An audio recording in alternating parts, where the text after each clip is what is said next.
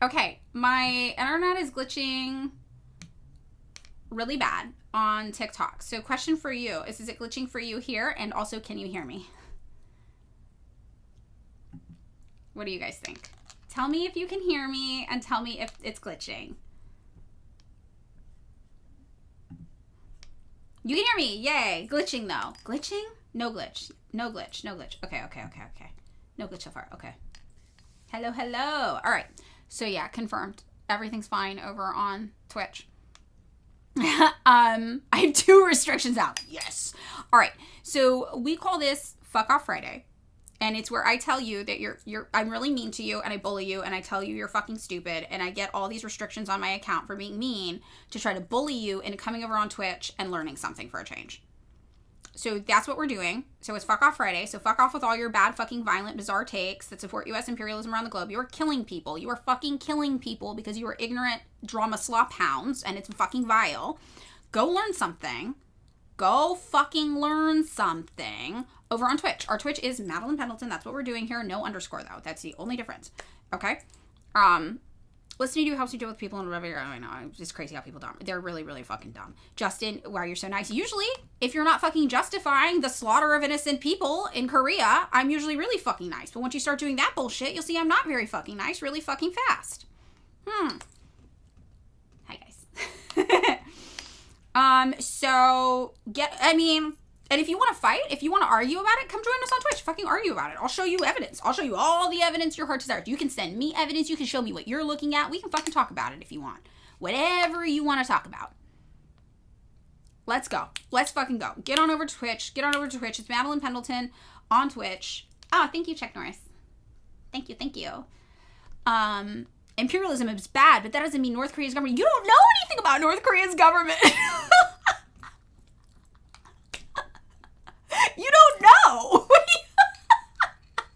And everything you think you know about North Korea's government is the result of American imperialism. Like, what? Why pretend? That's what I don't understand these people. Why do they pretend like they know things? It's crazy. Oh my god, 50 subs? Chat Norris, thank you. Yay. That's so nice. Woo, that's crazy. Thank you. Wow. Somebody just gifted 50 subs over on our Twitch. It's very nice. Thank you. Amazing. Okay, I have to go get water, so I'm gonna fork screensaver you guys. I'm gonna keep yelling at the people on my phone, and I'm gonna get water, and then I'll be back, okay?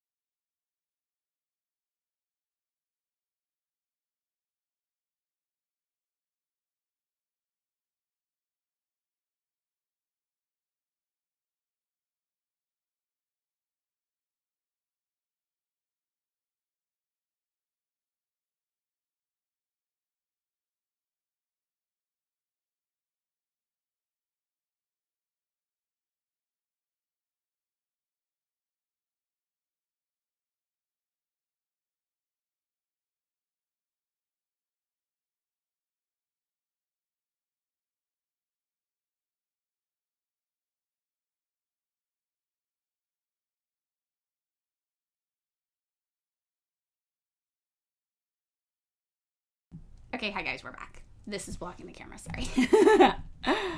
We turned on the chat over here. Okay. Oh, no, which chat? It was there. Okay, so you guys, get over here. We lost fucking MAGA Justin. MAGA Justin went away. He's gone. Apparently. Switch over. Popped into your seat since you walked away from Twitch. Yeah, sorry, hi. Yeah, I was just yelling. Everybody's trying to, oh god, okay, we're doing more water. Oh my god, there's so much waterboarding. Okay, I'm gonna get off of here. Stop ignoring you. Wait, where are you? What did you say? Did you talk about how you love Donald Trump? You're a dictator, Glazer, actually. You're sitting here, oh, Donald Trump's foreign policy, I fucking love it. I love it so fucking much. I think about it while I sleep at night. I fucking love it. I'm just thinking about Donald Trump's fucking foreign policy, and I just want to lick his fucking boots so fucking bad. That's you with Donald Trump. Why do you have the same foreign policy as him? Are you MAGA? Are you MAGA? Are you MAGA? Yes or no? Answer the question. You hate MAGA? Then why do you have the same politics as MAGA, Justin? Do you know who funds anti-North Korean propaganda? The Heritage Foundation, the Project 2025 people. Do you know what the Epstein files revealed about Donald Trump? He wanted to overthrow the government of North Korea. In 2 different documents it says that. So if you hate MAGA Donald Trump so much, why do you have the same opinions on foreign policy as him? That's weird. I don't have the same foreign policy opinions as Donald Trump. Why do you? Why do you? Oh, you're so different? You're so different? Then why are your opinions the same? Why can't I tell the difference? You are MAGA. You're Make America Great Again, destroy North Korea. Ugh, that's embarrassing. If you hate Donald Trump so much, you should probably start by getting different politics than him. That would be a good start. That's where I would start. Okay, I'm leaving you here. Come join us on Twitch. We'll learn things together. Okay, bye. Okay, hi. How did I do, guys? Was I okay? Was I okay? I'm gonna count up all the hydrates. Oh my god. What the fuck? I can't even scroll up high enough. Okay, I'm gonna do more. Okay. I'm gonna just drink like this whole thing, I guess. How was I? I'm trying really hard to be mean, but I am low energy.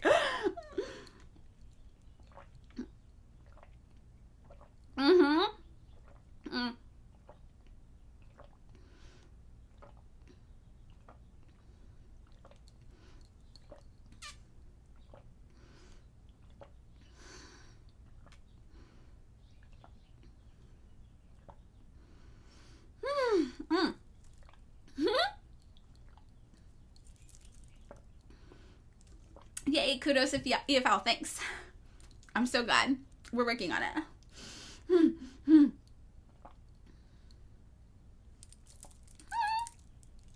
First time chat, Josh Van Man. The chat's waterboarding me with hydrates right now. 234! Yay! Okay, we're doing it. Not so bad. Justin claims we're glazing DPRK. I told him if he doesn't have to glaze it, he could just be suspicious of the US imperialist narrative. Thank you, first time chat. Very fucking smart. Apparently glazing something is when you're like, I don't know about all that. That's not true. Anyway, here's the truth.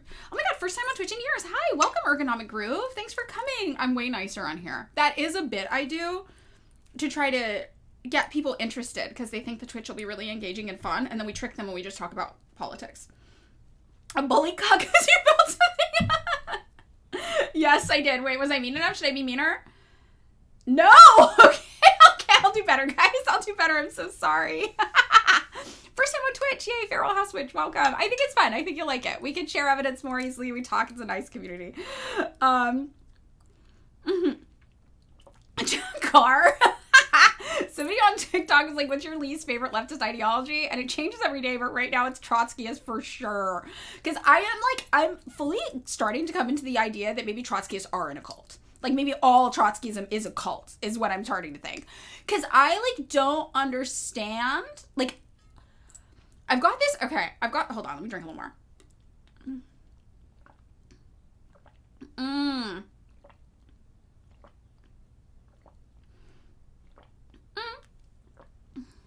Oh, Virgo. I haven't seen dog pics. Virgo, dog pics.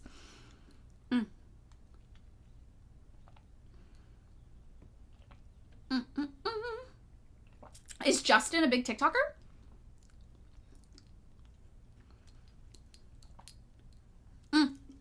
Drink talk pee. Yes. Hi, everybody. Yay. You put dog pics in the Discord? Fuck, I'm not on the Discord.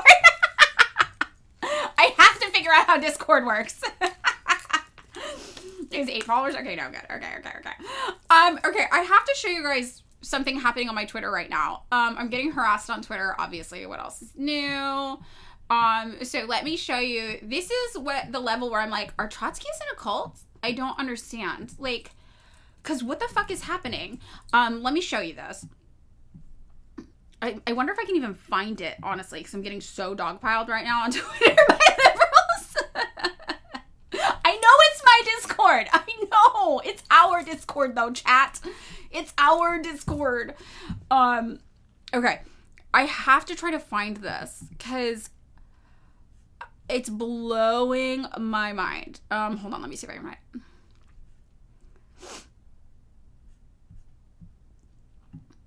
Okay.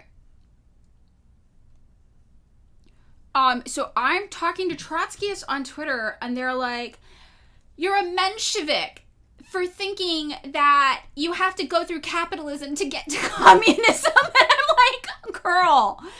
So then I was like, I'm sorry. Was Lenin a Menshevik? What are you fucking saying? Oh, I have to get my little picture here. But like, socialism is inconceivable without large-scale capitalist engineering. Like, what do you fucking mean? I think they might actually be in a cult at this point. Like, I don't fucking understand how they are doing this. Like, I don't, like, how are they coming up with this shit? I don't get it. I can't zoom on Twitter. Oh, I can. I, like, don't, like, here, like, how do you read this? And hear Lenin say, we Marxists have always spoken of this. It is inconceivable without planned state organization which keeps tens of millions of people to the strictest observance of a unified standard of production and distribution. We Marxists have always spoken of this, and it is not worthwhile wasting 2 seconds talking to people who do not understand this. Anarchists and a good half of the left socialist revolutionaries. How do you read this and go, I am a Trotskyist? Like, I don't get it. I am, like, tripping out. I'm literally like, are they in a cult? Are they in a cult? One person read this and was like, I don't know how you read this, and then come out of it thinking capitalism is necessary. And I'm like, I'm losing my mind right now. I don't understand. So so definitely my least favorite right now are Trotskyists, because I do think they might all be in a cult. Research still pending. I'm not entirely sure. But Trotskyism might be a cult. I'm saying it. I'm saying it. Okay. Let me see if I've got the correct microphone plugged in. Yes, I do. It's working. Everything is working for us now. They're under spells. They're under spells. Yes. Oh, what? Public at a university in Brazil has discovered a cure for paralysis. Oh my God, that's so amazing. What? I think it's totally wild. I think that Rosa Luxemburg is worth reading. I think that Rosa Luxemburg, was a little bit more democratic socialist in her tendencies, but is still worth reading. I would say she's not the first person you should read, but I think she's worth reading. Yes. So yeah. Okay. Well, welcome to the Twitch stream, everybody. Today we are doing Double Down on the News. And if you're new here, what we do is we take a look at the news from mainstream media sources, and we vote together on something that's interesting for us to discuss. And then we read through it together from a left-wing political perspective, a Marxist political perspective. I export these videos to YouTube, and in one of them where I said that, people were like, from a left-wing perspective, all the news is from a left-wing perspective. And if you're seeing this on YouTube and you're a weird YouTube right-winger, no, it's not. If you think that's left-wing, you're really not going to like what I think. So that's what we do over here, and we do a little bit of history, and we talk about current events through a historical lens. And every single Thursday, we have a segment where we do Theory Thursdays, but today is Friday. Fuck off Friday, which means I'm meaner than usual while we do this. Everybody in the chat, if you have any stories you're interested in talking about today, we can. But before we get into it, any general questions? We're going to do a few minutes of just general Q&A that's off topic. So feel free. We saw the article about Kim Joo-ae that came out yesterday. If anybody hasn't seen that, we could talk about that for a few minutes. What is socialism? So socialism is basically the idea that the world as it exists today is made up of guys who own shit and people who work for the guys who own shit, right? So most everyday people are the people who work for the guys who own shit. So what socialism means is that we don't think these guys who own shit should get to just own shit and not work. We think that's ridiculous. We think it's a waste of resources. We think it's kind of irrational. It doesn't make sense how things work. So what we want to do is get rid of these guys, and we basically just want to make society work more smoothly and get rid of the middleman, so to speak. The guy who stands in between you getting what you need to live. That also means, obviously, that certain things will happen in the process. Once you get rid of those rich guys, all of a sudden, housing is no longer a commodity for rich people to use to get richer, right? So your house is probably going to end up being free. Healthcare, you no longer have to worry about these rich guys trying to find a way to make healthcare profitable. Now your healthcare is just free and easy to access. All of these things come along with socialism, but ultimately the end goal of socialism is getting rid of the few rich dudes who just own everything for profit, and having society work more smoothly, and using a centrally planned economic model to make sure that we're producing everything in enough ways to get people's needs met, but not excess. So that's kind of it. That's the idea of socialism. So do we have people who need homework, or is it just open questions?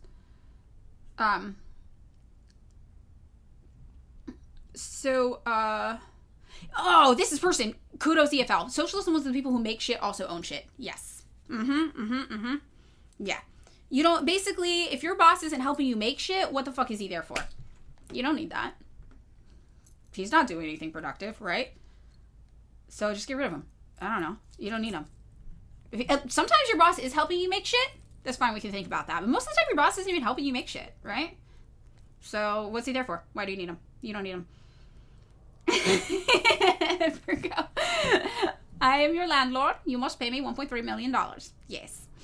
How do we feel about the conspiracy theory that Epstein was an Israeli spy? So I think that this is probable to me, and it's actually not that sensational. Most rich people in history, especially in the United States, have worked with the U.S. government. Rockefeller, for example, was on the board of the MoMA. He was also a CIA asset. He was working with the CIA regularly. One of the things he did in his capacity at the MoMA was to help the CIA launch a cultural campaign against communism that revolved around art. So abstract expressionist art here in the United States got popular, Jackson Pollock style, because of that relationship. Rockefeller worked with the CIA because the CIA noticed that over in the USSR, the popular form of art was something called something realism. What was it? Soviet realism. So Soviet realist art was basically just beautiful paintings of people doing very normal things to like glorify, like, hey, look, like your work is important in the revolution. So the United States wanted to push back against that because it was so realistic. And the CIA saw this small movement, abstract expressionism, just throwing paint splatters at a page, right? And they were like, this could be a symbol of our freedom. We're so free, we don't have to paint things that look super realistic. We can do whatever the fuck we want and call it art. That's how free we are. So they went to Rockefeller, who was on the board at the MoMA, who had worked with the CIA on things before, and they said, can you basically make this a thing? So Rockefeller started buying up a lot of abstract expressionist art and then used his position on the board at the MoMA in New York to try to push for an abstract expressionist art exhibit. And in doing that, they drove up the interest and the viability and the legitimacy of abstract expressionism. And then he also worked with the CIA to do a tour of abstract expressionist art throughout Europe to try to convince them, like, look, see how free capitalism makes you. So that kind of stuff is super common. Other examples we have are prominent newspaper owners, you know, working with the CIA and the government to spread pro-USA agendas. So basically this idea that rich people are aligned with government interests in capitalism, that's common sense. We know that. And we know they have a track record of often working alongside the government to help advance their shared interests of capitalism. Oh, socialist realism and not Soviet realism. Okay, thank you. Thank you so much, Misuva. Thank you for that correction. Socialist realism. Thank you. I appreciate that. So... you know, even if he wasn't officially a spy, there is no doubt in my mind that the richest people in the world work with the governments to advance their common interests, and their common interest is capitalism. We don't know what we're talking about quite yet.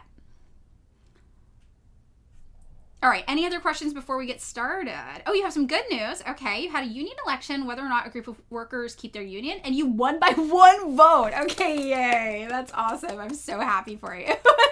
Wow, that's way too close. Scary. The link you sent. No, Car, where is it? About how Jeff got fired from Ruby Tuesdays on Christmas Day? Wait, what? What? No. Okay, wait. It's this one. I see it. Okay. Okay, so this will be for something for us to look at in a second. I'm going to do a few more Q&As. If you guys have articles you want to submit while we do a few more Q&As for the lineup, please do, to talk about today.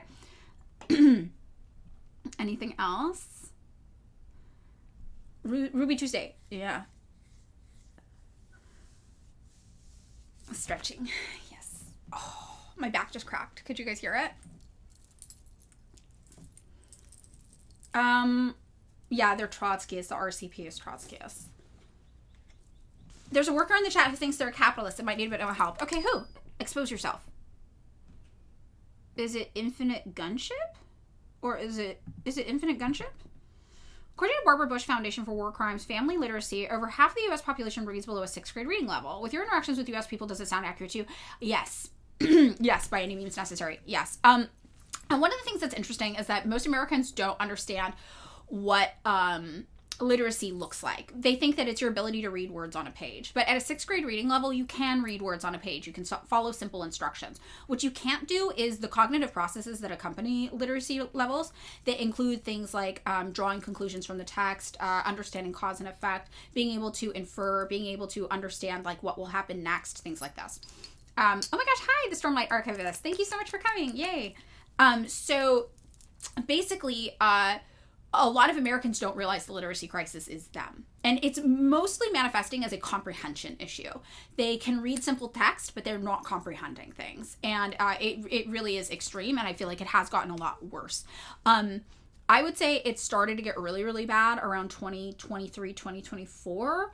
And a lot of people think that obviously it's going to continue to get worse because of COVID lockdowns here. A lot of kids had to learn from home via Zoom, etc. And then obviously getting constantly reinfected with COVID does give you brain damage, which is a combo attack thing. So I'm not really sure, but I do, and I've noticed this before also, that the TikTok audience skews a little younger than other social media platforms, and they really do seem to have a comprehension level issue that's different from other social media posts. So the example I gave of this in a video the other day was an obviously fake story about North Korea came out, and everybody on Twitter who's a little older instantly knew it was bullshit and was actually mocking people for reporting it, and everybody on TikTok was spreading it like it was the truth without an ounce of skepticism. So I do think that's a major issue.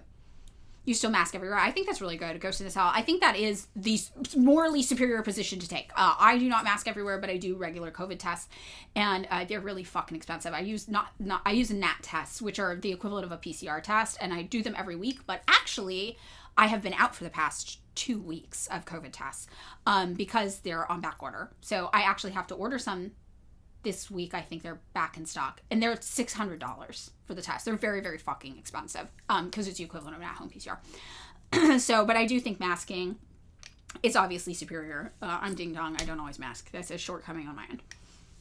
They're $600. Yeah. So when I say I do, this is what I do because I don't mask. It is something I take seriously. I just recognize that once everybody else stopped wearing masks, it became very hard for me to remember to put them on, basically, because I stopped having the visual indicator, and it just became a whole thing. So you will see me wear masks. If you see me out sometimes you will see me wear masks, and sometimes you won't. And I just had to come to terms with that about myself and think, okay, what can I do to solve this problem that's reasonable? And remembering to take a once weekly molecular test was my solution to that. So, yeah. Your 50-pack of masks is like $10. Yeah, it's way cheaper. It is way cheaper. Yeah, it is. I will say, though, I am happy with the PCR tests because they have once caught years ago a COVID infection that I had no symptoms of. So, you know, it's very, very useful. It's good to know. This was a different one. It wasn't the daughter succeeding. It was, what was this one? There's so many about them. I can't even keep up. I made a video about it. Let me see if I can find it on Twitter. I bet I can. It was Sky News broke it. It was crazy. Let me see.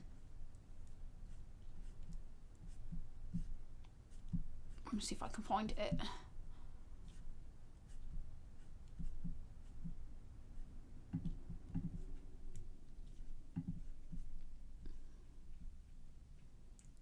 It was the Squid Game one. Yes, it was executing people for watching Squid Game. Yes, you're correct. Thank you. That was it. Yeah. Yes. Okay, so we've got another submission. Okay. We've got that. We've got some stuff going on. PCR, the cool digital boxing. Yes, it is. So it's not actually a PCR test. It's a NAT test, NAAT, but it's the same level of accuracy. It's not like an antigen test, basically, because those things are, I'm like, they don't even fucking work really anymore. Yeah. No, but it's really expensive, so I have to like save up for them. And sometimes there are gaps in how many you buy versus they run out of stock, and then you're like, oh fuck, now I gotta wait. And it's very competitive when you do them. It's like you're like, okay, I'm ready to buy. Like it's like very fucking competitive getting them.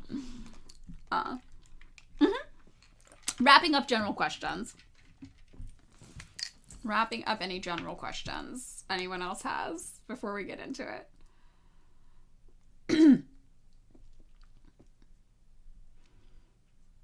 I will still say it is the it is the correct thing to do to mask, definitely. Okay, anything? Or are we ready to get into looking at the news? We're getting into it? Okay, let's get into it. Oh, I've got some good stuff coming up. You're new to the stream, well, I'll be streaming tomorrow. Hi, welcome, Zoe.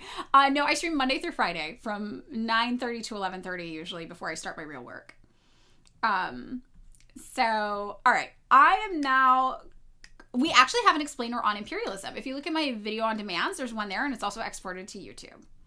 But basically, it's the exportation of finance capital, and finance capital is the merger of bank capital and industrial capital. So that sounds confusing. The best way to think about it is if you think about how an economy should work, right? You've got some money, and you use it to buy or produce or whatever, acquire a commodity of some kind, something you want to sell, and then you sell it to somebody, and then you get more money back from it. And we call that MCM, the economy, okay? So the way that finance capital economies work, it's not like that. You have money, and then it just magically becomes more money through a series of weird financial products that nobody fully understands because they don't quite make sense. That is finance capital, right? So I think that makes sense in the context of like the United States when you're like, oh yeah, what do you do for a living? Oh, I like trade futures. I broker securities. You know, these kind of like weird finance bro things that happen. That's a simple way to understand it. So imperialism is when you export that idea of finance capital to another country. Not just like when you do trade with a country or something like that. And it's different than colonization too, but it often can come along with colonization of different amounts.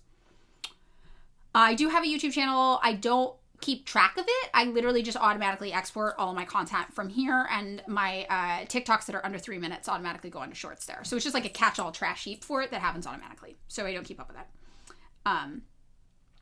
Verified, yay. Can I describe my journey from ANCOM to Marxist-Leninism? Yeah, I just kept reading, and the more I read, the more commie I became. So I went from ANCOM to like left com, realistically probably kind of a Maoist, and then like a different kind of left com probably, and then like pan-general Marxist, and then finally I was just like, fuck this shit, it's Marxist-Leninism. It always has been. I was just stubborn and didn't want to accept it because Marxist-Leninists on the internet were annoying. They're right to be annoying, it turns out, and now I'm an annoying Marxist-Leninist on the internet. Millennial heart. That's how that works. That's the pipeline. You live long enough to become that which you hate, but you are righteous. Yes. Fictitious Capital Movement, Capital Volume 3 ruined me. I love Volume 3 of Capital. It's my favorite. There's so much stuff in there. Like, whenever I'm like, oh yeah, where did Marx talk about that? I'm like, fuck, Capital fucking Volume 3. Why is it always Capital Volume 3? Backwards, all this is really messing me. It's crazy. Do we use YouTube as a source? I don't use YouTube as a source, unless they're like, they've hosted a documentary that I think people should watch, you know? I try to include YouTube videos in some of my source documents though, because I know other people like YouTube videos. And so sometimes I'll include some, but I would say for me personally, the way I learn best is from reading. It's very hard for me to retain information from a video. That's just not how I learn things. And also I would say that anybody can get on the internet and make a YouTube video. So you got to take that with a grain of salt, you know? So I include some sometimes where it's like firsthand experiences and people talking about their firsthand experiences. I think that's okay. But anybody trying to tell you about the world in a YouTube video, I don't trust that. And even me here, I don't tell you to trust me. I tell you where I'm getting this info from, and I encourage you to read and learn from these people as well. Okay. Yeah, if people have citations, then I would just go look at what they cited. But a lot of YouTube videos are just like weird clickbait stuff, you know? Religion and communism. Yeah, most communists believe that, like the state, religion will ultimately eventually probably become superfluous, but our goal is not to eliminate religion.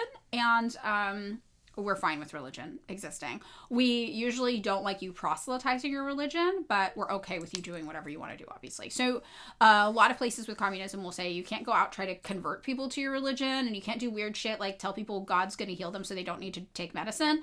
But you'll find that places under communist leadership tend to have disproportionately higher amounts of places of worship than capitalist places. Because you're doing it in private. Go do your thing. That's totally fine. Yeah, I love Lady Izihar. And a lot of Muslims in particular will say that their religion is very compatible with communism. And they'll usually be like, oh yeah, I was radicalized by my religion. These two things are inseparable for me. And I hear that a lot from practitioners of Islam. So I think there's something there, obviously. And so, yeah, we're not opposed to religion at all. Okay. All right. So, I'm going to pull up some stuff now. We're going to be done with general Q&A. We're going to get into some stuff. We're about to do a vote on what we're going to talk about today. So, we might have time for a couple ones.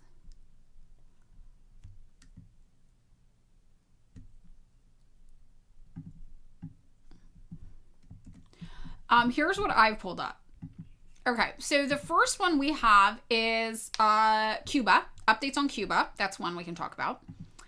Then we can have a high court overturning Palestine action ban in Britain.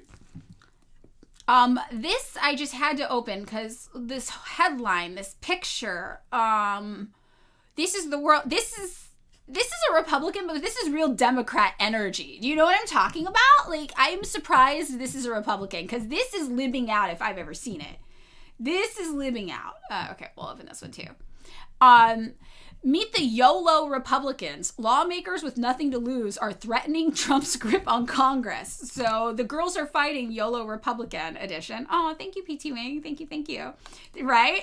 This is wild to me. Oh, we got Raiders? Oh my God, yay. Did we? Yay. Dave Legend Raiders. Hi, welcome. Welcome. You made a poll. Should we give... Oh, okay. Can we?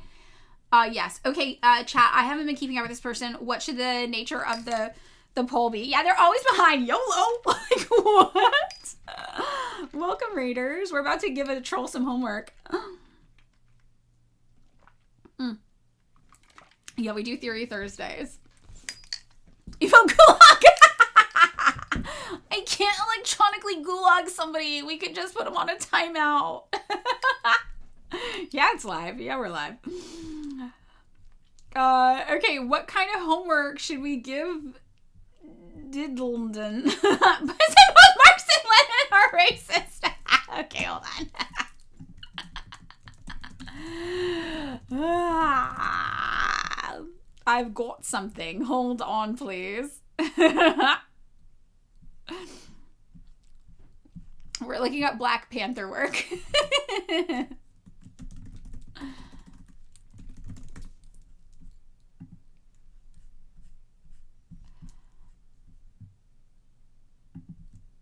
We've got homework.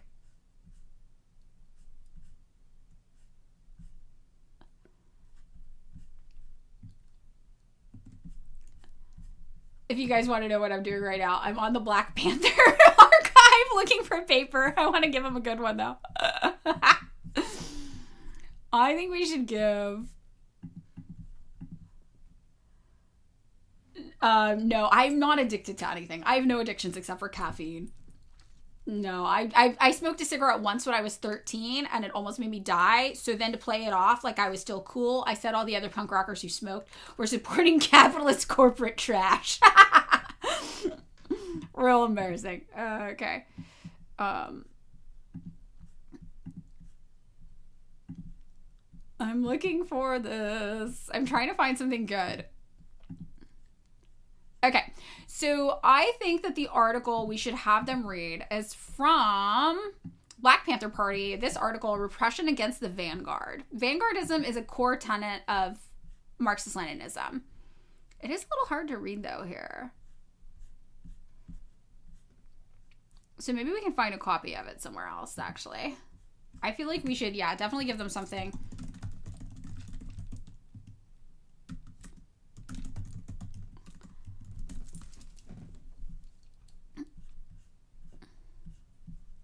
Something like that.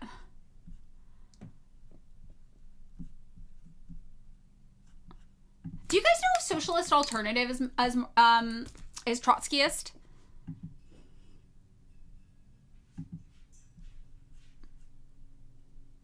Here we go. This is from the Hampton Think Institute. This is it.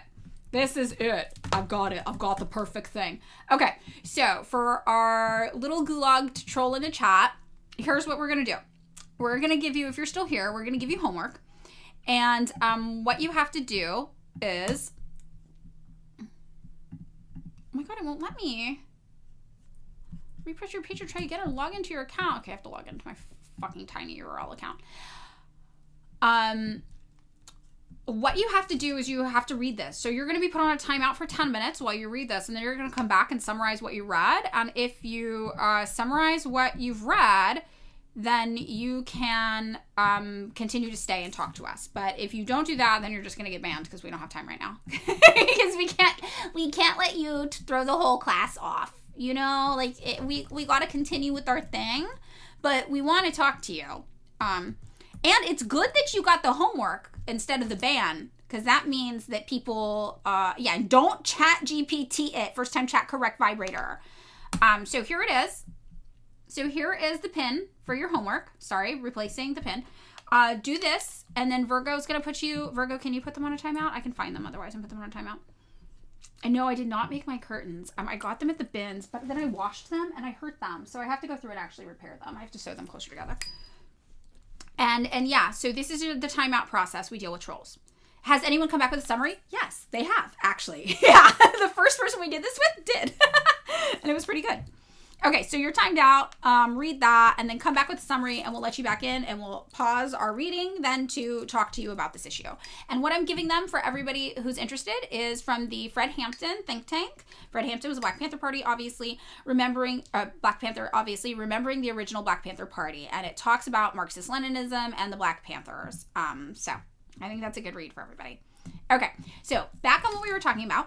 My dog is asleep. She's in bed right now. She's lazy. All right, so back on our options here. So we've got Republicans living out. We have NATO 3.0. We have Ukraine. We've got Gavin Newsom. And then we have Venezuela. So we have a lot of options. Oh, you're welcome. First time chat from me on. All right, so let's do a poll maybe. We've got Cuba, Palestine, YOLO Republicans. Maybe we'll just do Europe, general Europe. And that could be the Palestine thing, actually. So maybe just Europe. We're just going places. USA, Europe, Cuba, Venezuela. How about that?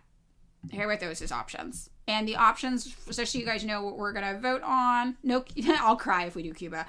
So you're going to vote in an actual poll. Hopefully Virgo is available to do that. Yes, thanks. And just so you guys know what you're voting on, if we talk about Cuba, we're going to talk about the current updates on Cuba. If we talk about the United States, we're going to talk about this fucking chud right here. We're also going to talk about this fucking chud right here. And we're also going to talk about... Yeah, I guess that. We'll see what else is going on with American politics.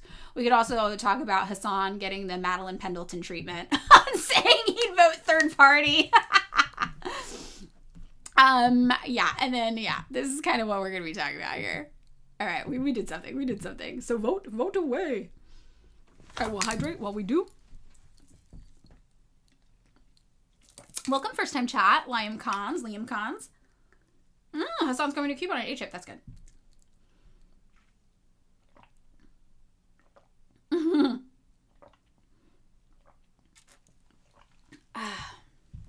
Stretching. Oof, oof, oof. Coffee refill. Okay. Ooh, doggy dog.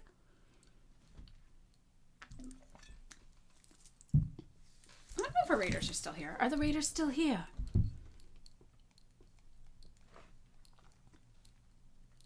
I actually watched a little of Hassan's stream yesterday because I was doing listings for work. Yay, hi Ragers. And I'd never seen it before. And I think I get it now. I think Hassan is a true democratic socialist, which we have very, very few of in the United States.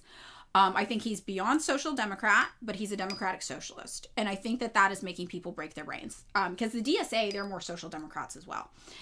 So that was my take. That was my first time watching Hassan. That was my take. And I think that's why people get really mad at him. So I think that's why Marxist-Leninists are like, he's not, he's not one of us, which is true. We have different politics, me and him. But I think that he is actually of the belief that we could push this thing left through electoral politics, which is fascinating to watch. Very, very rare. That's my guess. Yeah, you saw a clip of him saying the Democrats could become a communist party.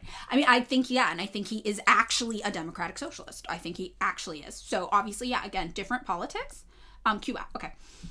So, that was my takeaway. He calls himself a Marxist. I mean, some democratic socialists do. Yeah, and I was like, oh, okay, this is interesting. All right, so, I think that's why the liberals are freaking out so much, though. Yeah. Does he say he's a Marxist-Leninist?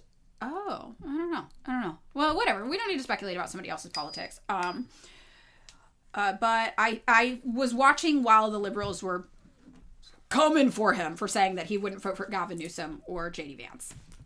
And I was like, oh, they don't get it. They don't fucking get it. Yeah. Okay, so we're going to talk about Cuba. So let's start off here with what's going on in Cuba. Oops, sorry, screen share. So Cuba won. YOLO Republicans. I'm very sad. I wanted to talk about YOLO Republicans. Okay, I'm looking at you guys right now. Revisionist Marxists? Okay, that could be. Yeah. But yeah, I feel like from what I came to understand from watching 20 minutes of a stream, it felt like if the United States actually had democratic socialists, that would be what they looked like. Probably. And maybe in the DSA there are some, but the DSA's overall position seems to be social democrats.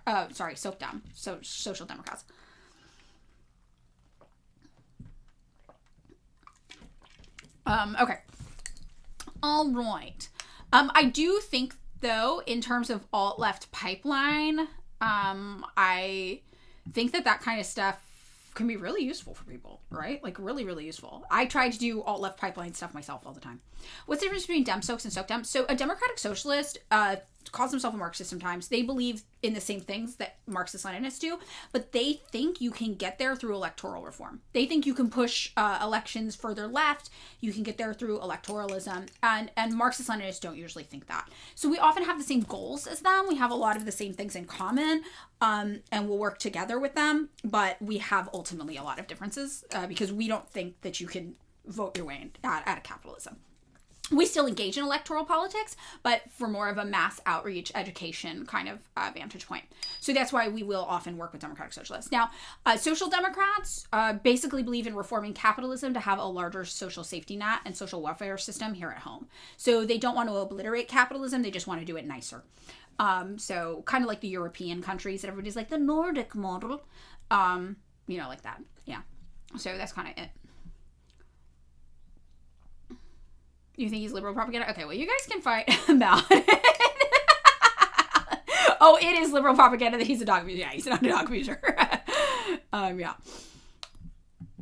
So Hassan would be, maybe Hassan's more of a Luxembourgist. That's interesting. But again, this is just my guess after watching 20 minutes of that man's stream. I could be totally wrong. So please don't take this as gospel. I don't know about this man.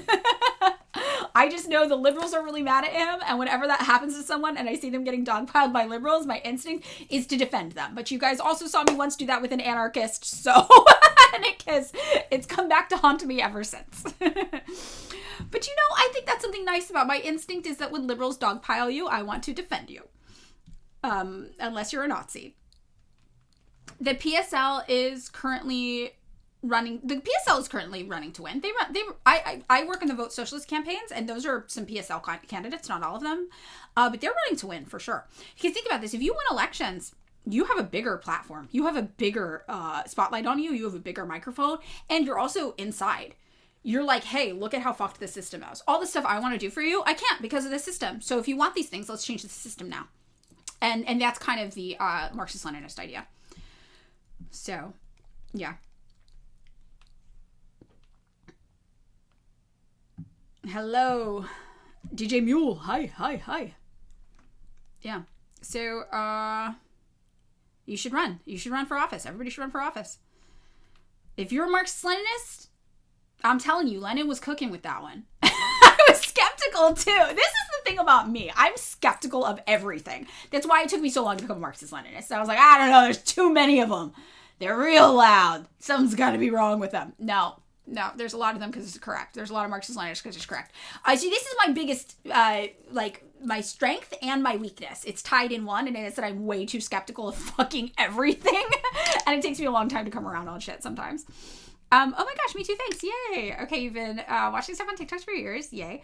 You also watched Hassan for years. You think that he wants to use electoralism as a means of harm reduction while doing other work, but he definitely pushes a bit too much for Okay, got it. Yeah.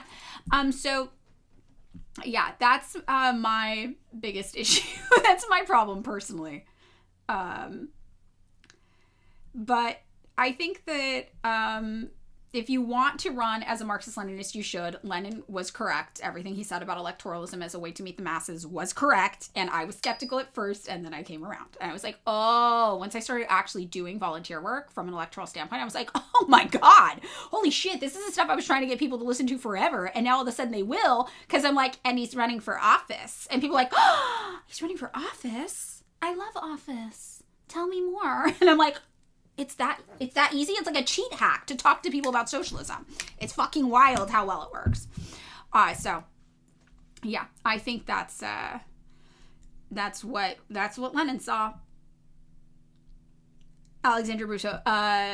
Marxist-Leninists were like street historians to me, fucking know-it-alls. My liberal self couldn't deny it, and the rest is history. I mean, yeah, that's it. See? We get there. I love office. They do. They love it. I love election, right? So, yeah. All right, so let's get into it today. I was on the right screen already. And we're talking about Russia sending crude oil and fuel to Cuba soon. Now, the summary of this, and this news article is from 2 days ago. Cuba's facing a severe fuel shortage due to U.S. actions, which we talked about a couple of days ago. The island has warned that jet fuel is no longer available. Russia last supplied Cuba with oil in February of 2025, so a year ago, and the Kremlin says it's discussing assistance with Havana. Now, previously we had talked about how Russia was uniquely absent from the Venezuela situation. In 2019, Donald Trump also tried to overthrow the government of Venezuela, and it was Russia that showed up and parked aircrafts outside of Caracas. And the line that I love is, "We heard you were in need of bilateral negotiations," which is a nice way of saying, "Are you fucking sure?" And we backed off. Now, this Venezuela action, Russia was famously absent. Good morning, Angel. Go back to sleep. This I thought was very, very interesting. I thought it might have to do something with the negotiations over Ukraine. And I was actually worried that Russia, because of the negotiations with the United States over Ukraine, part of the negotiations under the table might be that we don't get involved in the United States foreign policy. And I was concerned that that might continue. But this seems to be a break from that, right? They are actually getting involved in countering U.S. foreign policy again. So let's see. Russia's preparing to send crude oil and fuel cargoes to Cuba in the near future, Izvestia newspaper said on Thursday, citing the Russian embassy in Cuba. Cuba is grappling with fuel shortages after the U.S. moved to choke off its oil supplies. The communist-run island has warned international airlines that jet fuel will no longer be available, the latest sign of fast worsening conditions. And this means that airlines have started having to find nearby alternative spots to refuel for long flights. The country has long relied on Venezuela for much of its jet fuel, but it has not received crude or refined products from its closest ally since mid-December, when Washington moved to block Venezuelan exports. And remember, Donald Trump is fighting communism. Like, don't get it twisted. He came for Venezuela. He's coming for Cuba. Part of him coming for Venezuela was to strangle Cuba. He's fighting communism. Right? And one of the things that was interesting in the Epstein files is there's this very casual line where Jeffrey Epstein is emailing somebody and is like, hey, when you meet with Donald Trump, just so you know, everything's on the table. And he says, Iran, North Korea, all open for change. He just says it like that. So in addition, we know that Donald Trump has had his sight set on Iran and also had his sight set on North Korea as well. Okay, wait, our troll's back. Time out, back on the troll. Okay, so what was our summary that we received?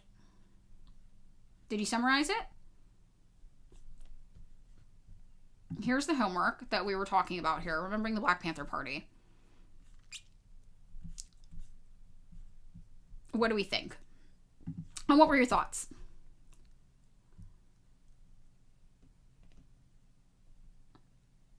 What's Akinator? What is that?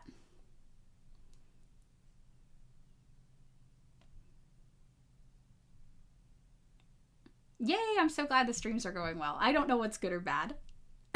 Yeah, we got DJ Mole here. Yes. Did we get a summary? Diddle and Dan. Oh my god, is it Diddle and Dan? Is that your username? Are you Diddle and Dan? Oh, I will say the average age of the Black Panthers was 19. They were very young. Is he Diddle and Dan? He said the Black Panthers are racist? Skip the gulag straight to the wall with Diddle and Dan. Oh. The art of, okay, rest in power, Fred Hampton. I know. It's very, very, very, very, very sad. They're not black nationalists. The Black Panthers are not black nationalists, so I don't think you understood that. What part of the reading led you to believe that they were black nationalists? Can you give the quote?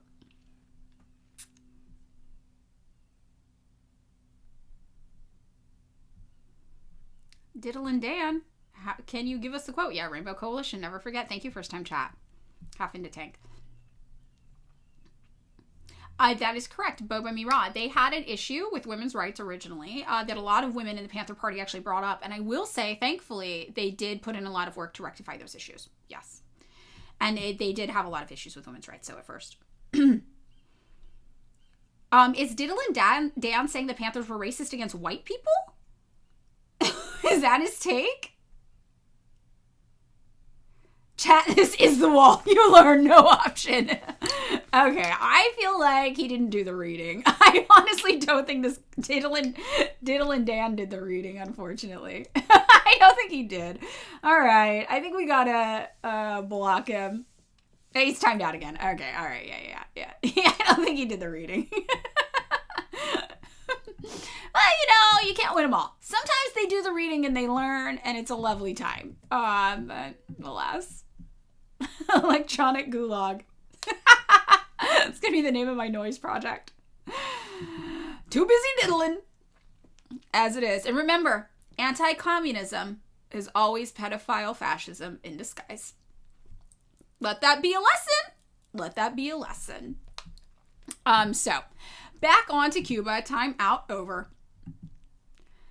Now, when Donald Trump came after Venezuela, this was obviously a strategic two birds, one stone kind of situation. He knew that taking out Venezuela would also help take out Cuba, who had been relying on Venezuelan oil.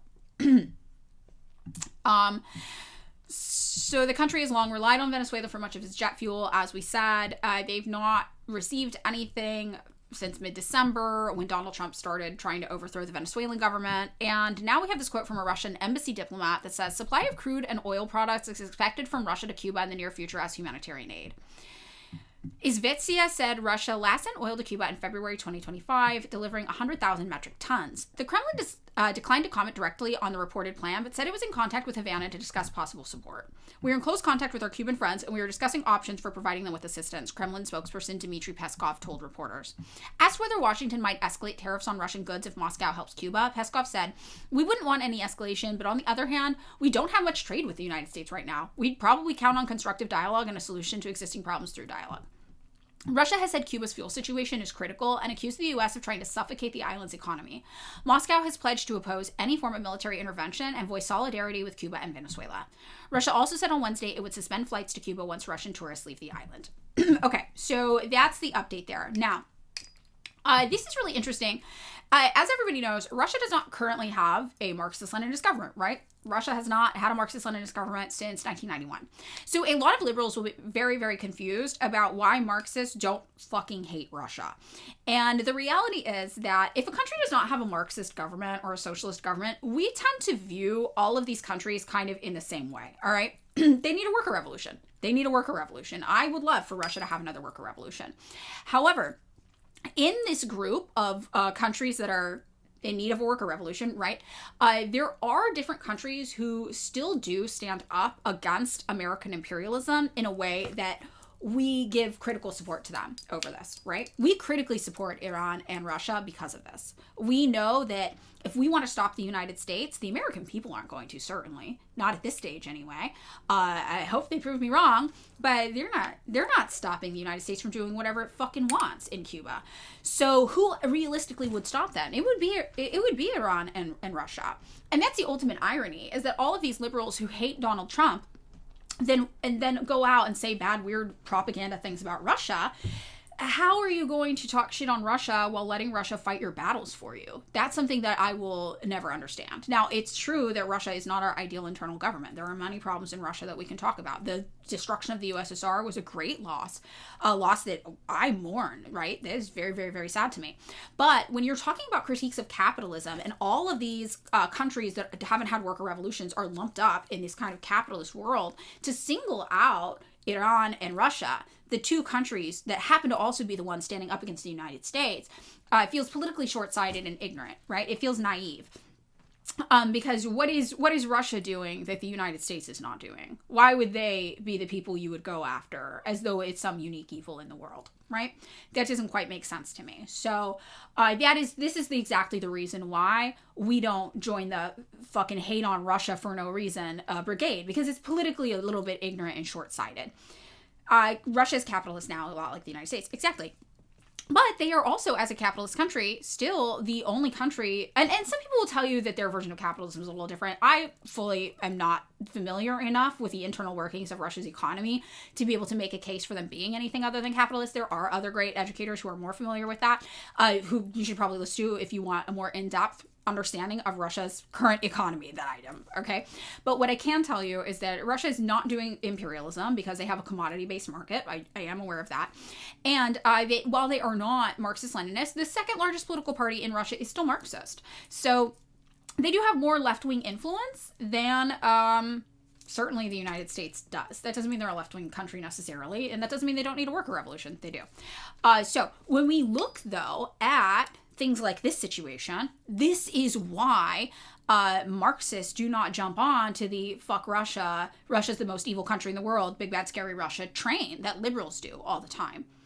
And we say this as people who fully recognize that's not our ideal internal government, same as Iran, right? But to single out these countries as unique evils, we understand the reason the United States government is doing that is because these countries, while not being Marxist, are still also standing up to the United States. And that is what we don't like. That is why we single them out and try to paint them as unique evils in the world. So, yesterday on Theory Thursday, we were talking about dialectical materialism, right? And that is how we come to these conclusions.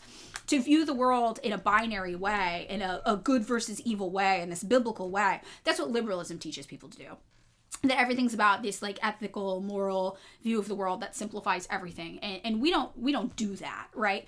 We look at things as in motion, in flux. We look at how things play off each other and relate to each other. We view the world as a constantly moving conversation between very real and tangible experiences, and that is the lens through which we assess Russia, right? So that is why Marxists will use a dialectical and historical materialist lens to view the world, and we look at this and we say, what Russia is doing is objectively a net positive in this situation, and we understand why they're doing it. So, I actually like this woke gay Marxist. The next USSR will be Latin America, and the United States is trying to stop it. I think that is, that's hopeful. That's a very optimistic and hopeful thing. USSR was bad, Angel. My sources, they didn't have Arizona sweet tea.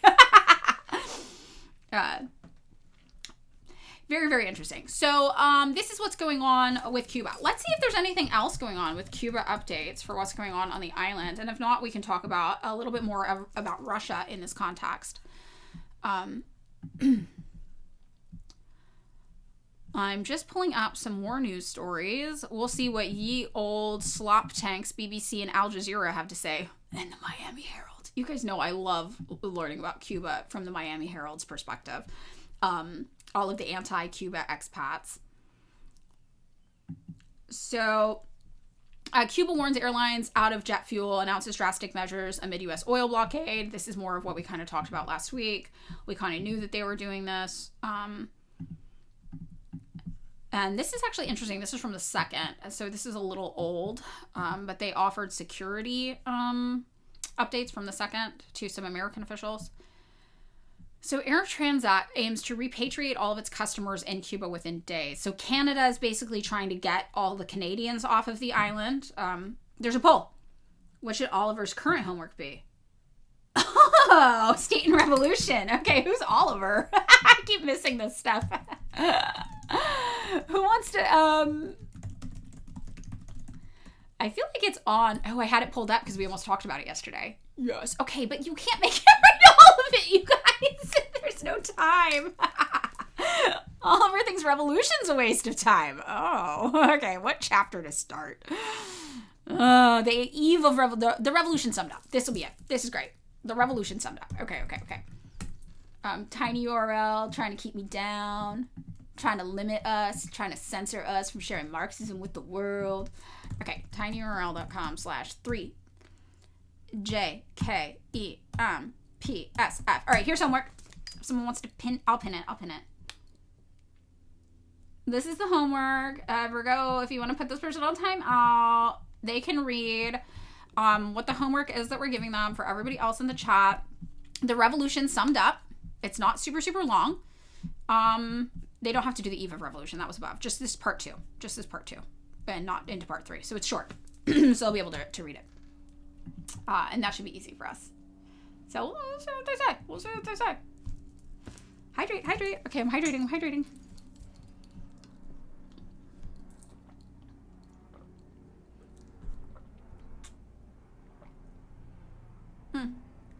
Okay, the article you sent wasn't really about Venezuela, but about the USS Ford that was used in the kidnapping of Maduro was sent to the Persian Gulf near Iran. Oh, wait, where was that?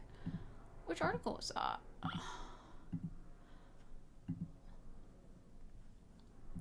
Okay, wait, let's... Oh, was it this one? Yes, the USS Ford. We'll look at this too. I think this feels relevant and good to talk about as well. All right. So Canada is trying to get all of the Canadians out of Cuba. That's scary. You started the hydration. Oh, there's more. Oh, I missed them. Oh my God, there's so more. Okay, hold on. 1, 2, 3, 4, 5, 6. A stretch. Okay, we'll do 6 more.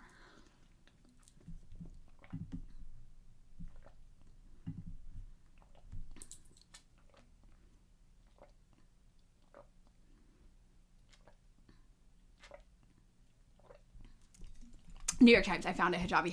Thank you. Okay. All right. Yeah, we gave 2 people homework. You missed it.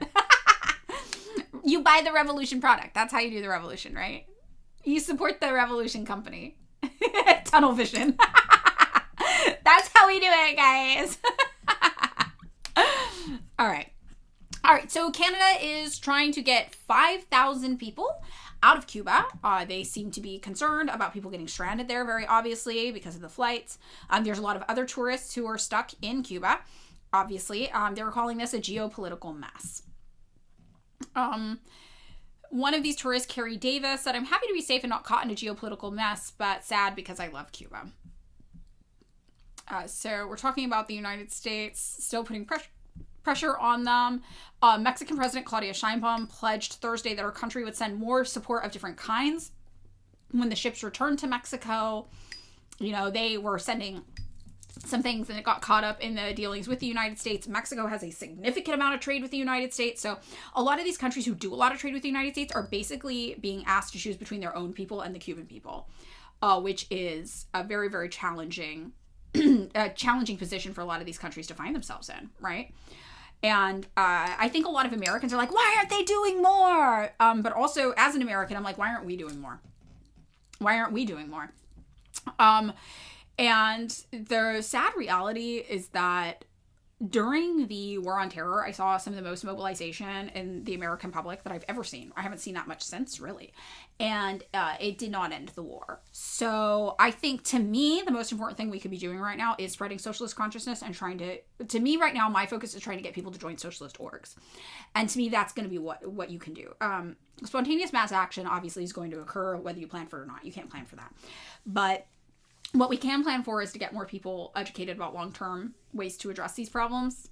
And it's just very challenging. So I can't, as an American in good conscience, critique Mexico for not sending them oil, because it's my government doing it. And you know, my ass is sitting on a chair trying to teach you all about socialism. And that's about, to me, that's the path, right? But the American public isn't. We're not stopping it.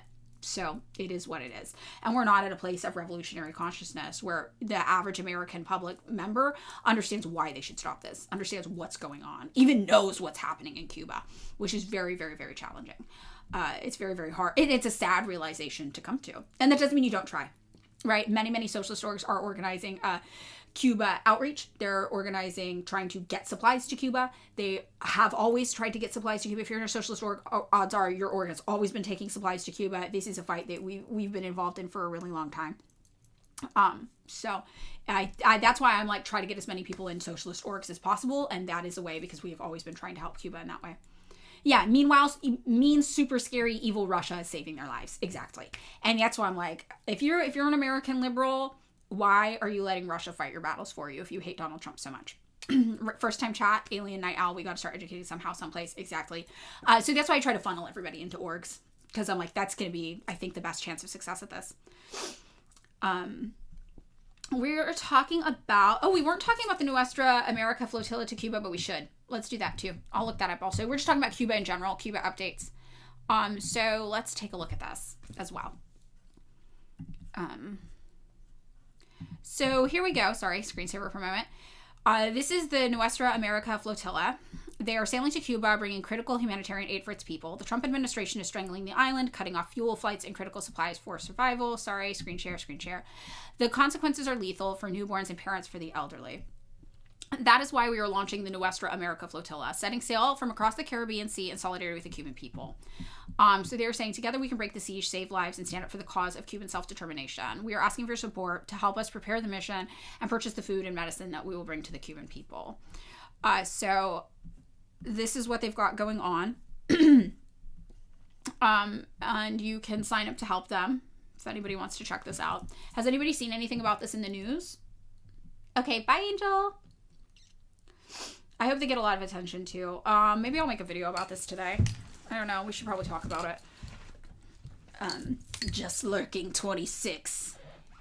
You subscribed for 3 months. We're noticing you lurking. So let's see if there's been any press about this. We've got a Common Dreams. We've got an Instagram account. We're sailing to Cuba. This is from yesterday. Together we can break the siege, save lives, and stand up for the cause of Cuban self-determination. As the Trump administration tightens an already devastating economic embargo of Cuba by targeting the island's fuel imports in a bid to topple the country's socialist government, a coalition of progressive groups on Tuesday announced plans for a flotilla to deliver food, medicine, and other essential supplies to the besieged Cuban people. Members of Progressive International, Code Pink, and other direct action and advocacy groups plan to set sail for Cuba next month in Nuestra America, or Our America Flotilla, which they said is inspired by the global Samud Flotilla missions to break Israel's illegal blockade of Gaza amid the ongoing genocide of the Palestinian enclave. We are sailing to Cuba, bringing critical humanitarian aid for the people, they said on their website. The Trump administration is strangling the island. This is what we just read. Blah, blah, blah, blah, blah. The announcement of the flotilla came as the Trump administration ratchets up pressure on Cuba's socialist government by further suffocating the island's economy via an oil embargo similar to the one imposed on Venezuela before last month's U.S. invasion and abduction. So this is what's scary. It's like, this is the pattern. They strangle, they weaken, and then they invade. I think that there will probably be a ground invasion of Cuba, if I had to guess. I think that's what's going to happen, which is very, very, very, very upsetting. And Donald Trump had previously threatened the leaders of Colombia, Cuba, and Mexico that they could be next, which we talked about. Trump reversed former President Joe Biden's 11th hour move in January to remove Cuba from the U.S. state sponsors of terrorism list. Also, I want to say, we had to pressure the Biden administration to do this in a major way. Like, my org was pressuring them. A lot of people's orgs were pressuring them. Trump officials have cited Cuba's baseless inclusion on the list as justification for measures taken against the country's government and its people. We know there's no reason for Cuba to be on a fucking international sponsors of terrorism list. They've never done anything to the United States. They've never done anything to any country ever. Like, they just want to be left alone. Hydrating. Code Pink. So Code Pink is one of 3 orgs in June of last year that actually got issued a federal investigation summons, declaration from Congress. So it was Code Pink, Cheerla, and PSL. So I think it's important that we support those orgs. Code Pink did something weird with Marjorie Taylor Greene, which I think was maybe a misstep, but they were like, you hate Israel too, yay! But I'm also like, yeah, she hates Israel in the Nazi way, not in the I care about people way. So that was a little weird. But in general, I think that Code Pink they're not explicitly Marxist, but they do a lot of good activism work. Cheerla, Chirla. Cheerla is a great org. My org has worked with them. This is their website, and they do a lot of immigration work. They're a great resource. So if you know anybody who's been taken by ICE, Cheerla is a great resource to try to learn more. They have an immigrant assistance referral line. They help you navigate the system. They have legal services. They are a great resource. Yeah, Cuba also did cure lung cancer. They did create a lung cancer vaccine, which is pretty amazing. So the U.S. embargo on Cuba dates back to the early 1960s when the Eisenhower and Kennedy administrations responded to the successful revolution that overthrew a brutal U.S.-backed dictatorship with a blockade accompanied by a decades-long campaign of state-sponsored terrorism against the Cuban people that left thousands of dead and more than $1 trillion in economic damages, according to the Cuban government. So for anybody who doesn't know, Cuba basically used to just be where American companies kept plantations and slaves, basically. More or less slaves. And the Cuban people rose up against that. They overthrew that, and they had a worker revolution, basically. And this was obviously very, very humiliating to the United States, and that's why we hate them so much. They're doing socialism in our backyard. How dare they? And we really do view Latin America as our backyard. I don't think Cuba technically counts as Latin America, does it? Because it's in the Caribbean. But maybe it does. Maybe those are 2 different designations. But whatever the case, we consider it in our backyard either way. It does? Okay, it does. Okay. Progressive International Co-General Coordinator David Adler told El País Veronica Garrido on Thursday, the U.S. government is drowning the Cuban people who are running out of light, have no food, no medicine, no energy. Cuba said no to American plantations and we never forgave them. Exactly, Ghost in the South. Exactly. I do not exaggerate when I say that we are seeing Cuba in the same playbook that Israel applied to the people of Gaza. An encirclement, an act of a collective punishment that violates every aspect of international law, he continued. We hope the flotilla will be a mechanism of popular pressure to the governments of the world that have the responsibility before international law to protect the fundamental rights of the Cuban people and export the energy required by the island, Adler said. There's nothing illegal about what we are doing. We are coming to a sovereign country and delivering humanitarian aid. We are ready to take risks in the name of humanity and the fundamental rights of the Cuban people. So that's what's going on with the flotilla. Virgo's got everyone panic. Car's here. Car's probably here. Is Car here? We have 2 mods. If Car's not here though, it's just me. And you know how it is when I'm just the one here. Car's like the fun mod though. Car's like the fun mod.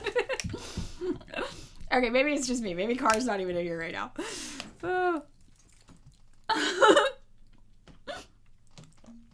Virgo keeps us on business. Oh, since Virgo's gone, I got my first Twitch payout yesterday, which means we get to get Virgo a wedding gift. So Virgo's wedding gift is just like a general fund donation. So I'm going to donate some of the Twitch money to Virgo's thing. It's going to be nice. Maybe Virgo will buy a tank with it. They'll have agency to use the funds at their discretion. Right. You're here? Oh, okay. Hi. You said BRB. I don't know what that means.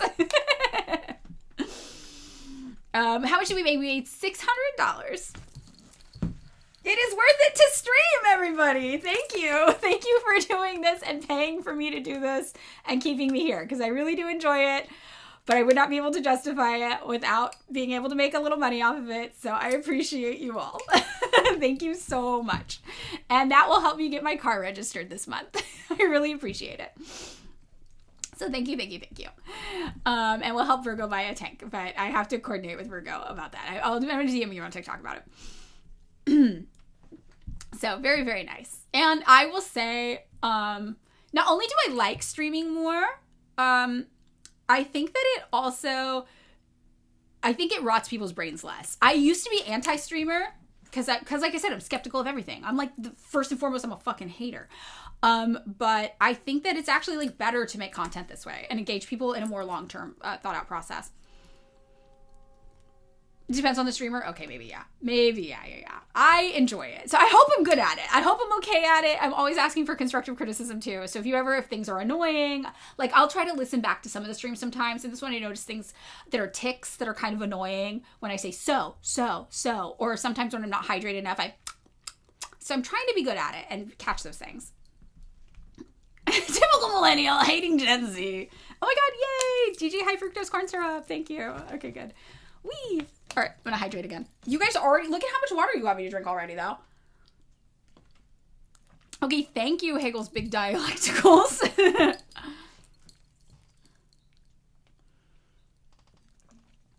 Community college course. That's the best compliment. Have I ever thought of going full-time with streaming? I'm not sure that that's a reality for me right now, but if this continues to go well, I would love that. I'm trying to leave. I founded a worker collective 14 years ago, and we do clothing and jewelry, and I'm trying to get out of it by 2030. So if this goes well, I could even do that sooner. That would be awesome. I didn't think this would ever be a reality, but I saw actually somebody make a joke that was like, there are no jobs anymore. The only jobs are these 4 jobs, and one of them was streamer, and I was like, it's... AI can't replace me. It's really, really funny. It's generally possible around 1K daily viewers. Okay, interesting. Yeah. Is to get Nightbot and do commands for your resource documents and stuff like that. Yeah, I need to figure that out. Actually, let me write that down. I have a photo shoot for work today at 3. Maybe I can do it before that. Took you 2 years to find a job in your field. Yeah. Why do I want to leave tunnel vision? Well, I originally wanted to leave. Wait, hold on. Let me write this down before I forgot. Hold on. Nightbot. Okay, I'm writing it down. So originally I wanted to leave tunnel vision because it got too big. I basically, when everybody was in lockdown, they were getting unemployment money, and then they bought a bunch of stuff, and it blew the company up super, super huge. The company had always usually been like 2 or 3 people, and it was really manageable and fine for me.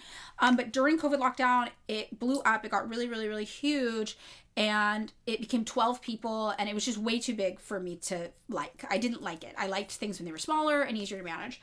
Now, because the economy tanked last year, it actually went back down to its original size, and now we're 3 people again, which is sad because a lot of people lost their jobs. They still retain their equity, their ownership in the company if the company were to ever sell. But they lost their income, right? And I don't love that. But the unfortunate side effect of that is that the job is less stressful for me now. It's more easy to manage for me. So I hate it less now. It's smaller. And when you have a smaller business, you have different stresses. The stress of moving money in circles, it's just different.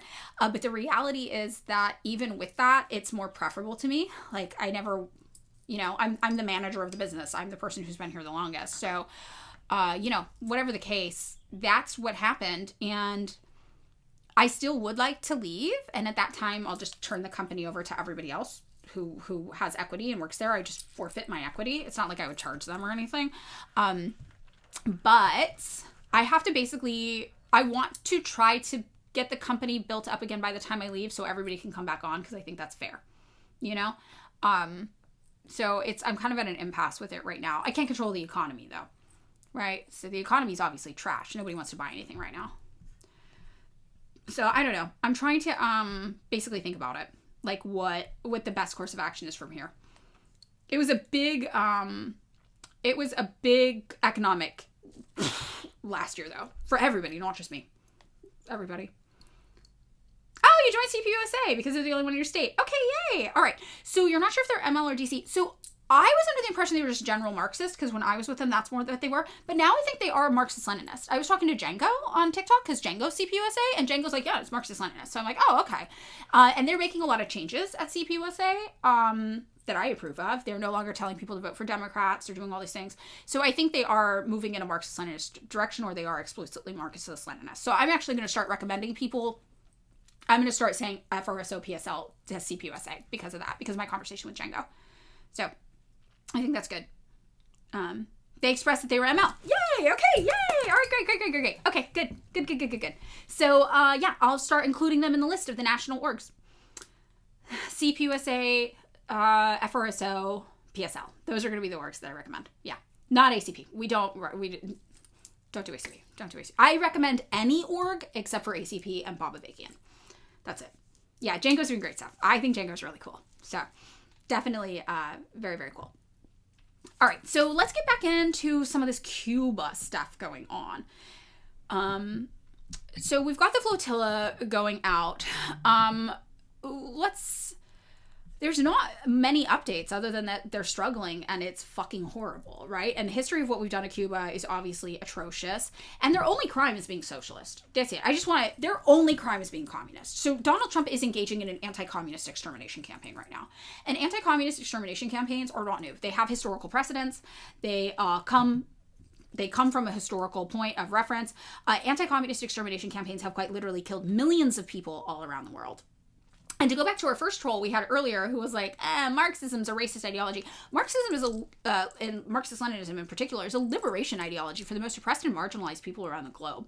It is a liberation ideology for people all throughout Asia, all throughout Latin America. And that is why those places have experienced these anti-communist extermination campaigns, where we've killed millions of people in the pursuit of stamping out communism. Vietnam was an anti-communist extermination campaign. Right? Indonesia, obviously. Korea was an anti-communist extermination campaign. Operation Condor all throughout South America was an anti-communist extermination campaign. And that's what's happening in Cuba right now. And that's what, was kind of happening in Venezuela too, if the vice president didn't agree to play ball, I think, with Donald Trump. So, yeah, you missed someone saying Marxism is racist. In Indonesia, they killed 1 million communists. Yeah, they did. There is actually a chart somebody made online. Let me see if I can find it. It's like a little infographic. It'd be good for streaming though. I think it's based on the Jakarta method. Yeah. The data's from the Jakarta method. And here is the chart of that info. Somebody just posted on Reddit, sorry. But yeah, the source is the Jakarta method by Vincent Bevins. If you haven't read it, good entry-level text, definitely recommend you read it. And these are just from 1945 to the year 2000, not even in the past 25 years, how many people have been killed. In Indonesia, it's estimated 1 to 2 million people have been killed. And the Philippines, thousands of people. Taiwan, thousands of people. South Korea, thousands of people. Hundreds of thousands of people. It's really, really brutal, these campaigns and what they've done all throughout the world. So this is in the tradition. What we are doing today to Venezuela, to Cuba, is in the tradition of that. And that's why I'm so vocal about North Korea, especially after seeing the Epstein documents, where it's like North Korea's on everybody's minds. There's a chance, right, that the United States could want to take action against North Korea. They have nuclear weapons, though, so that might protect them. We're not sure. Very, very interesting. The Jakarta method is basically about anti-communist extermination campaigns. That's like what it's about. Django said that her uncle was murdered in Chile for being left-wing. I mean, and yes, this is very, very, very common all throughout South America. So in Chile in particular, famously, they voted in a more socialist left-leaning leader, and he wanted to nationalize oil. Salvador Allende, and the U.S. government said absolutely fucking not, and we overthrew him, democratically elected leader, and we replaced him with Pinochet, Augusto Pinochet, who was a ruthless right-wing dictator. And under Pinochet, we backed Pinochet, right? So many communist, socialist people left-wing politics were brutally tortured and killed in Chile.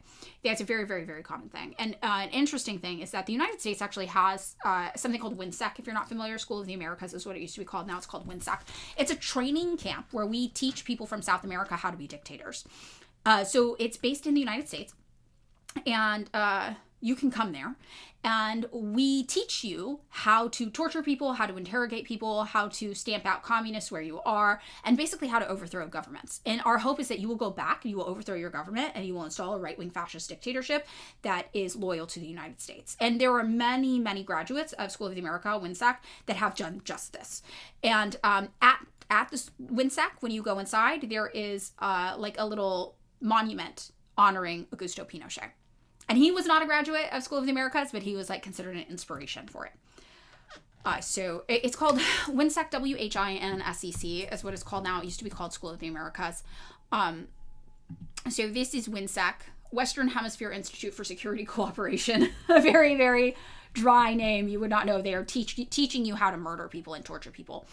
It's very, very wild. And you'll find a lot about it historically under the old name, which is School of the Americas.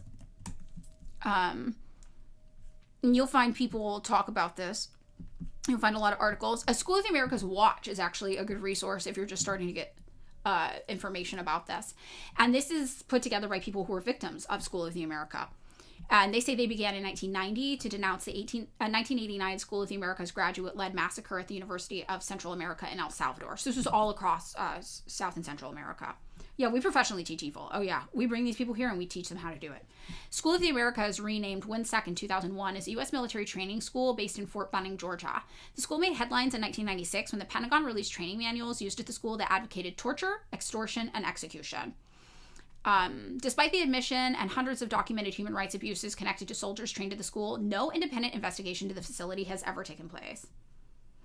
Yeah, their WINSEC website, I haven't looked at it lately. I did a podcast episode about this a few years ago, so you can go listen to it and all the resources are there.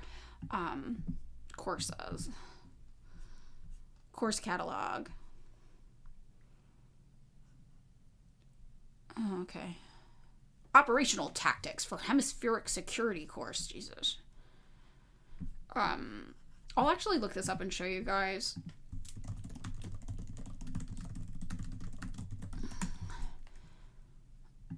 This is from SOA Watch as well. This is the most notorious graduates from School of the Americas.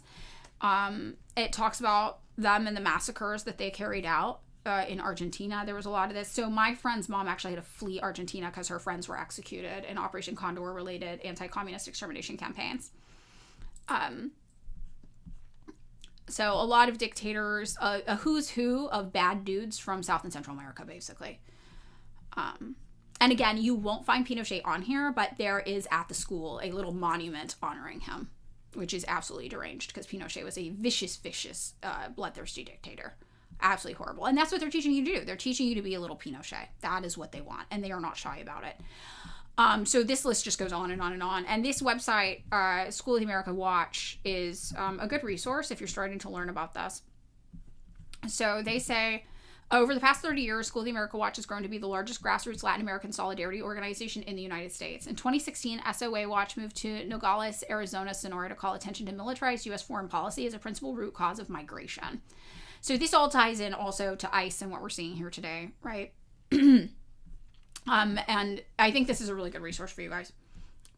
It's very, very challenging. It's very, very horrible. So yeah, when Django, for example, talks about her uncle being killed in Chile in anti-communist extermination campaigns, it's based on all of this history, and it's very, very real. And that is why a lot of people from Latin America are socialists, are communists. I told you guys, my friend who used to be my coworker, and she was a cleaner, and then she lost her job, and then we all just started hiring her to clean our houses. She cleans my best friend's house, and it's on the same property as me, so I see her sometimes. You've seen her in streams sometimes, Lola. Lola saw some stuff around my house, and then one day she was just like, señorita, like, ¿estás comunista? And I was like, sí, estoy comunista. ¿Y usted, Lola? And she was like, sí. And I was like, what the fuck? Like, really? This is just like some like cool grandma I knew, you know? But yeah, it's very, very common in Latin America. I mean, she's Mexican. And I remembered actually back in the day when Trump got elected for the first time, she was trying to talk to me about Trump, and she was like saying it in Spanish, you know, but she's like, Trump, very bad, huh? And I was like, yeah, very bad. And then she was like, but all of them, very bad, huh? And I was like, all of them, very bad. Like we were like talking past each other. And I'm like, oh, I get it. Oh, I am being communist. Yeah, I'm not great at it. That's how we talk Spanish. I speak Spanish like that everywhere. It's not great. It's not great. You should see what I say. Sometimes I go to Mexico and I'm asking for things. And I use the weirdest fucking language to try to do it. Like, I was in Mexico and I was trying to figure out with the word straw. And I wanted to ask for a straw. And I was like, in Spanish though, I was like, do you have a line for to drink? And the guy was like, what? And everybody was like, dude, he thinks you're asking for cocaine. And I was like, no, a line, but for to drink. And he's like staring at me. He's like, a straw? And I'm like, yes, popote. Popote. Necesito popote. But that's like literally how I talk. But what I've noticed is I'm like, dude, when I hear people in the United States speak English to me and they're from another country, they get shit wrong like that all the time. I don't even know it. I'm just like, yeah, whatever. I get what you're saying. It's fine. And that's really what inspired me. Like, oh, it doesn't matter if you get shit kind of wrong. As long as people know what you're talking about, it's like fine. So I just power through it. I'm like, that's fine. Whatever. Bye, Virgo. Yeah, straw is different. Well, I just come from Spain, and it's a totally fucking different word there. So that's why I was like, fuck, I gotta figure it out. Pajilla. Yeah, it's pajilla in Spain also, I think. Yeah. Dos cervezas por favor. Oh, I didn't do British. I did Southern. But yeah, that's why I'm just like, I'm just gonna power through it and not care. Because that's what people do when they speak English, and I don't care. I'm just like, yep. Almost everybody I know who doesn't like speak English as their first language, they have little language tics like that, and it's not like, and I think that's really what you have to get over when you travel. You're just like, it's gonna be wrong. It's fine though. Like we talk to each other, we figure it out. It's totally fine. I love language. It's like racquetball before your mouth. Yes. Yeah, exactly. So I just try it. A pajilla in Mexico is a hand job. See, so it's good I said, do you have a line for your drink? Not even for your drink, for to drink. Para beber. It's really, really funny. Pajita. It's really, really... I don't know. I think it's fine, though. I think, you just have to be okay with saying stuff wrong. And just roll through it. Just be like, yep, I'm saying shit wrong. That's fine. Whatever. And then try to, come up with weird ways around things to get to the point of what you're saying. I feel like when I speak Spanish, if you're, a native Spanish speaker, it probably sounds like this. Okay. Imagine, if you will, a key for a door. But it's not a key for a door. It's numbers. And I need it. And people are like, what? Bathroom code? And I'm like, yes, bathroom code. What? They get it, though. It's fine. Passcode. Code. Pajita. Pajilla is also a hand job. Oh, okay. Well, there you go. See? I was asking for hand jobs in Spain. Didn't get any. So, apparently not anybody's type. Okay. All right. Okay. So let's get back into what's going on over here. Mexico, here I come.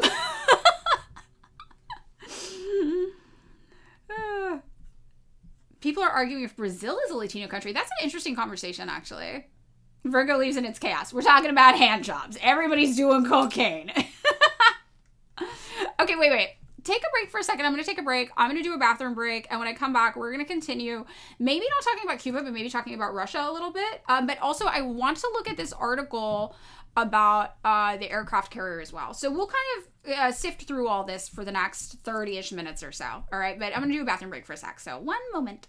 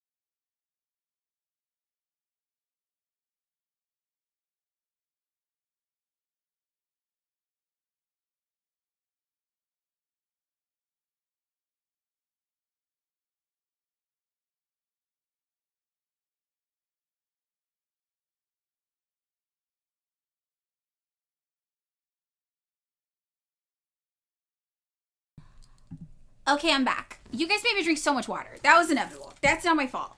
That is not my fault. Okay. All right, so let's get back to what we got going on over here. This is the article sent in the chat. U.S. aircraft carrier will be sent to the Middle East from Venezuela. Was this Hijabi Hive or Bisco Witch who sent this? Or goes in the south? Stop hydrating me more. I'm going to die. Look, I'm out of... This is the first time I'm almost out of water. Oh my god, just lurking. Yay. Congrats.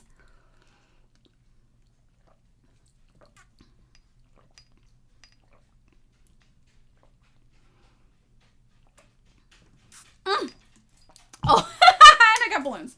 Okay, you know what? We're all out of water. We're done. Fork, where are you going? Come here. Don't bother the cat. Come here, Fork. Fork. Now I actually have to go deal with Fork. One more second, sorry.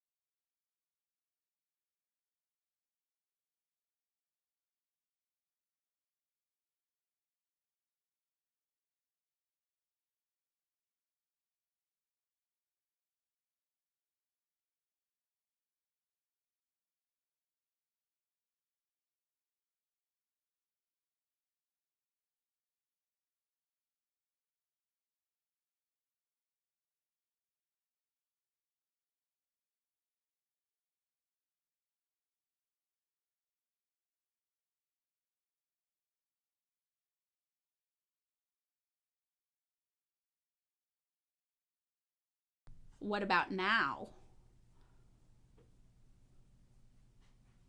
Is it working? Yes? Yes. Okay, yay. Okay, thank you, guys. All right. So, we're so back, baby. Real loose. This is a real loose stream. Real loose stream. U.S. aircraft carrier will be sent to the Middle East from Venezuela, officials say. The USS Gerald R. Ford is not expected to return until late April or early May. Probably Iran, right? Probably going to Iran.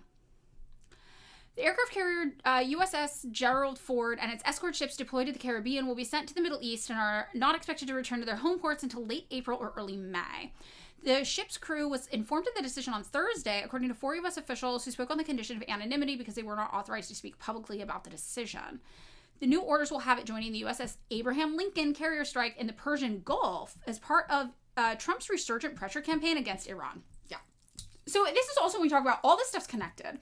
And that's why when liberals kind of have meltdowns, because they're like, oh, there's so much to care about in the world. Everything's so bad. Really, just become a Marxist. There's only one thing in the world that's bad. It's capitalism. And we can fix it. It's not the only thing. But you know, it's the big start. It's the big start. So make Madeline piss again. Mappa. Mpa. So all of this, yeah, is very, very, very all interconnected, right? And it's one issue that we see manifesting in a million different ways. So obviously we knew that was going to happen over there in Iran. Mpa. Mpa. Let's see what else we have going on over here. We've got the Canadians getting everybody out of Cuba. Oh, Mexican ships, this was from yesterday, arrive in Cuba with humanitarian cargo amid U.S. oil blockade. 2 Mexican ships bearing humanitarian aid have docked in the harbor of Cuba's capital, Havana. The United States continues its efforts to cut the island off from fuel supply. So let's see what they brought. Sheinbaum addressed the delivery in her morning news conference, promising that more help is on the way. We are sending different forms of help, different forms of support, Sheinbaum said. Today the ships arrive. When they return, we are going to send more support of a different type. She also described her country's role as opening the doors for dialogue to develop between Cuba and the U.S., but she insisted that maintaining Cuba's sovereignty would be paramount among her priorities. Okay, so they're not sending oil, but they're sending other humanitarian aid, is basically what's going on. Trump wrote on January 11th to Truth Social, there will be no more oil or money going to Cuba. 0.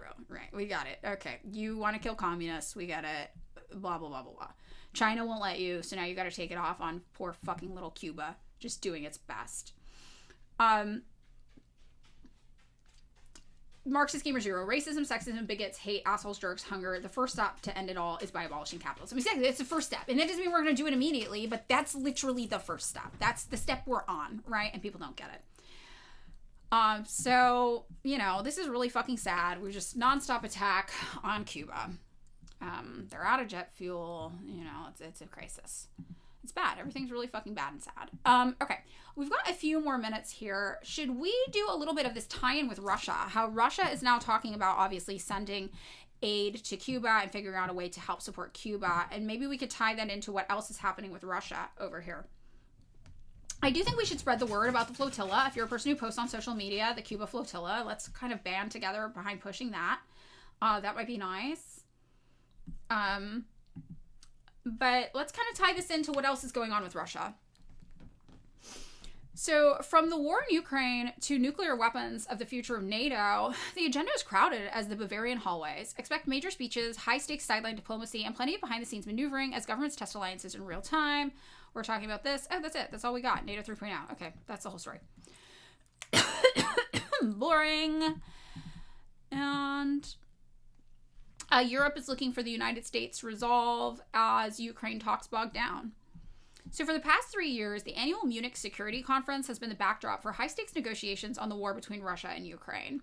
This year, it's likely to serve as a glaring reminder of just how stuck talks are. Dozens of world leaders and senior officials, including Zelensky, not a dictator.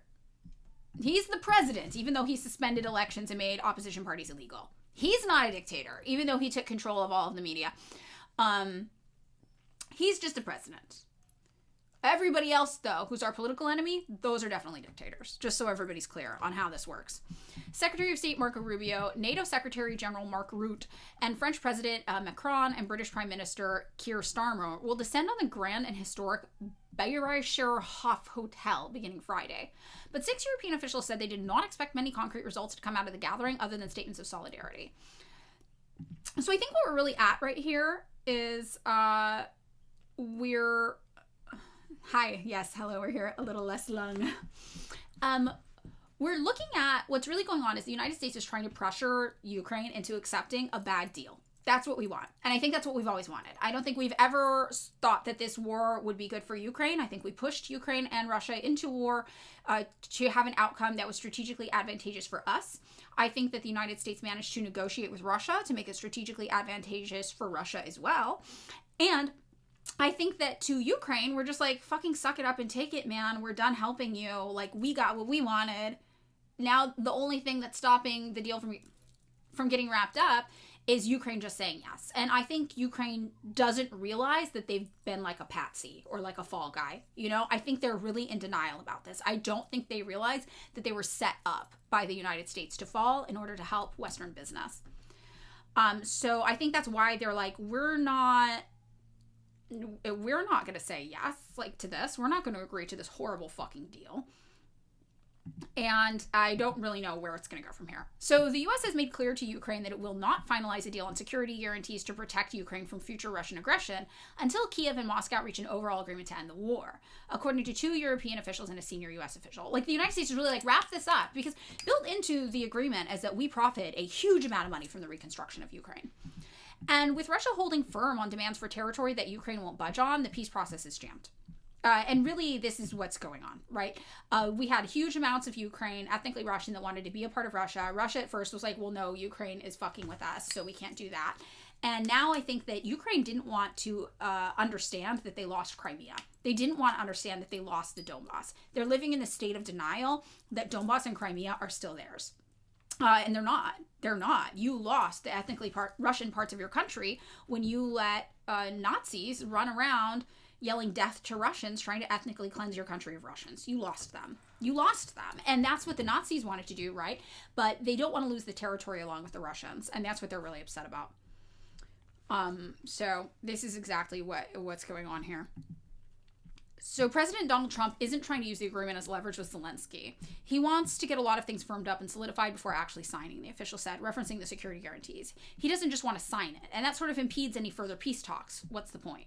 Territory is the main sticking point, the official said, referring to Russia's insistence that it control all of the Donbass region in eastern Ukraine, even parts that it's not captured. Again, this was the main part of Ukraine that wanted to be independent from Ukraine. And Russia was like, originally like, well, they asked to be let into Russia, and Russia was like, no, because Ukraine's being fucking hyphy with us right now. So that's a real millennial term, hyphy.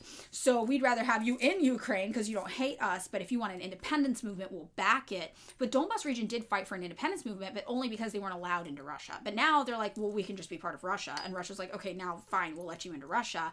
And Ukraine's like, no. But the Donbas region is an area of eastern Ukraine that's predominantly ethnically Russian, that was experiencing ethnic cleansing by Nazi military units that had been adopted into the new fascist government of Ukraine. And they don't want to be part of Ukraine.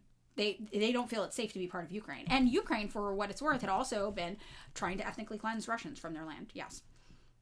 That's not what happened in 2014. You ever watch Russian roulette on Vice News? Please, for the love of God, I can't deal with this.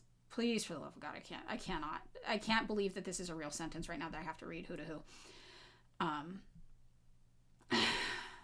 You ever watch Russian roulette on Vice News? I can't take this seriously.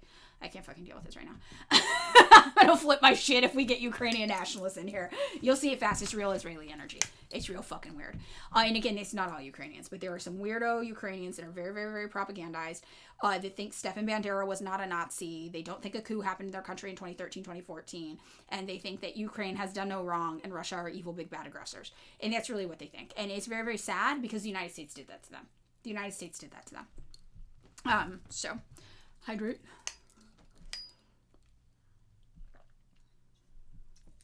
It's fuck off Friday. We don't have time for this shit. We don't have time for Ukrainian nationalists to enter the chat, okay? If you don't think Stefan Bandera was a Nazi, we don't have time for this shit right now. You're American. Oh, that explains more, I guess. How are you an American Ukrainian nationalist? Ugh. Yikes. Really, really disturbing info. Okay. So, if you're American, you should know your tax dollars are killing Ukrainians. It's you, not Russia. So, come for your government. That's what we do. Come for your government. Okay? Your grandma speaks Russian and German, so she signed up to help the Ukrainian refugees in German with German paperwork. I feel so bad for them. They lost everything in Kharkiv, and the youngest son got drafted in the army as well. They are ethnic Russians, and a lot of people in Kharkiv. Yeah, it's very, very, very sad. It's very sad. Can I get some homework on Ukraine? Yeah, I've got some homework. I've got actually a resource doc. It's in my link tree, but I'll show you guys. Basically, yeah, for anybody new to the subject, this is in my link tree. I'll give you a tiny URL for it, though. For anybody new to understanding what happened here, in 2013, 2014, the United States basically backed a right-wing fascist uprising in Ukraine. It started off as an organic protest movement, but the leaders that emerged were literally Nazis and Nazi-aligned fascists, and the United States backed them taking over the government and taking control of the government. So in early 2014, basically that's what happened. The new government started building statues honoring Nazis and made it kind of their mission to decommunize Ukraine, because Nazis and communists are always fighting. And so to them, Russians and communists were synonymous because of leftover USSR. So they started also trying to ethnically cleanse Russians from Ukraine. And that sparked a civil conflict, and a number of ethnic Russians asked to be let out of Ukraine and to be let into Russia instead for protection. That's what happened. And the United States helped support this and put this in place. And then we brought the Nazis from Ukraine to the United States and trained them, like in Virginia, and then sent them back. So that's what's going on. So let me give you this kind of, if you're new to this, kind of how to learn more about this issue. People are always like, well, do you support Russia invading Ukraine? And I'm like, no, it's not my favorite fucking thing in the world. But also, I can't tell you what I would do if I was Russia instead. I don't think it's good. I don't know what I would have done in that situation, though. And that's why I'm glad I'm not the leader of a country, because that's fucked up. So here's a link. Here is the link so you guys can learn more about this. It's very, very, very bad. What we've done to the Ukrainian people. And many Ukrainian people now are aggressively propagandized about this as well, because starting in 2010, we started pumping millions of dollars into anti-Russian propaganda in Ukraine. So a lot of Ukrainians are unfortunately very propagandized against this as well. And they don't know the backstory. They don't know what the United States did there. They didn't know about us fostering all of this stuff. So to them, they've been hearing a lot of propaganda about how Russia's evil, and then they see bombs go off, and they're like, these are Russian bombs. Fuck, Russia's bad. And I understand how the average Ukrainian person thinks that. It's very, very sad. You know, but that's something the United States did to these people. Anti-communism No, anti-communism is Nazi shit. You know that, right? You know that, right? We got a fresh troll. We got a horseshoe theory troll. Yeah, they're very. They're as propagandized as us. And this is what I always try to tell them to break through. Like, you got a Nazi problem. And they're like, no. And I'm like, look, I'm American. I'm going to tell you, we've got a Nazi problem. I don't trust any Ukrainian who can't acknowledge that you have a Nazi problem too. Just like I wouldn't trust any American who can't acknowledge that we have a Nazi problem too. It's just the truth. It's just the truth. We do. You do. We do. You do.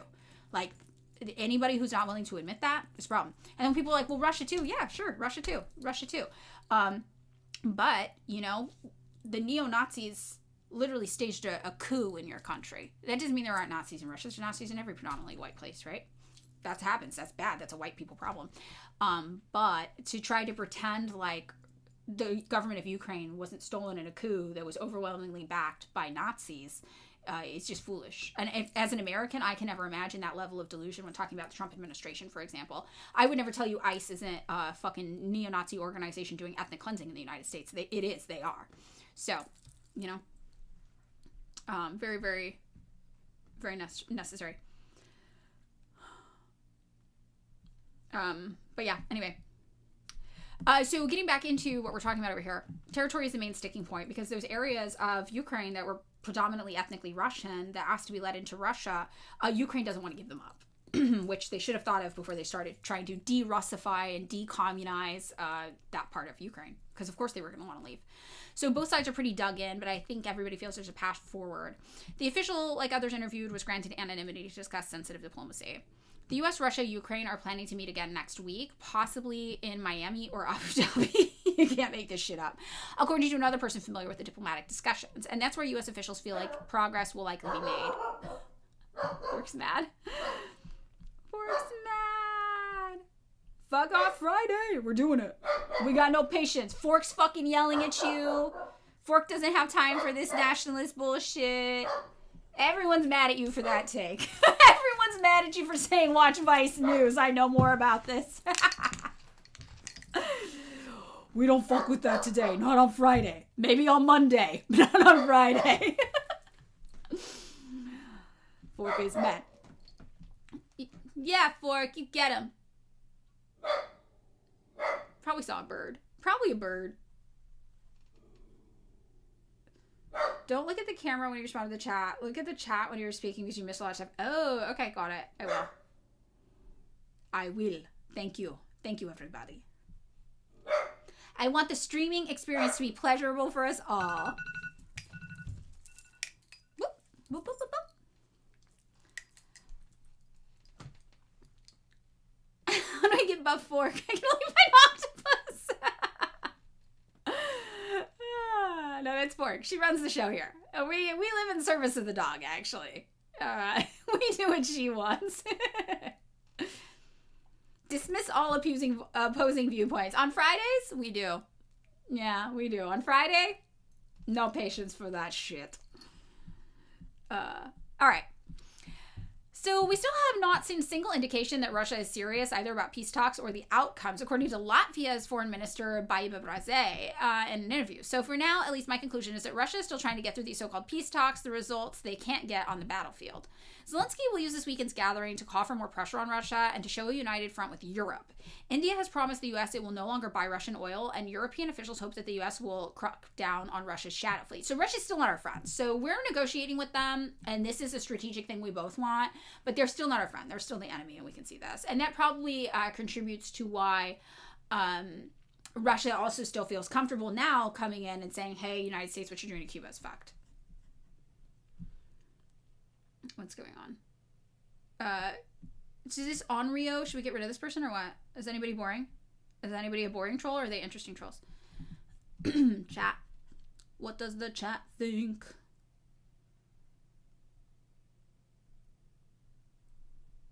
Oh, do we have like a bunch of annoying people in the chat right now? Is that what's going on? It feels like there's a lot of weirdos. Oh, somebody talking about AI. That's not super offensive. That's just like ding dong. Who do you guys want to ban? No mods in the chat, just me. We can ban whoever we want. We can ban everybody. I'm mad with power. We can gulag them all.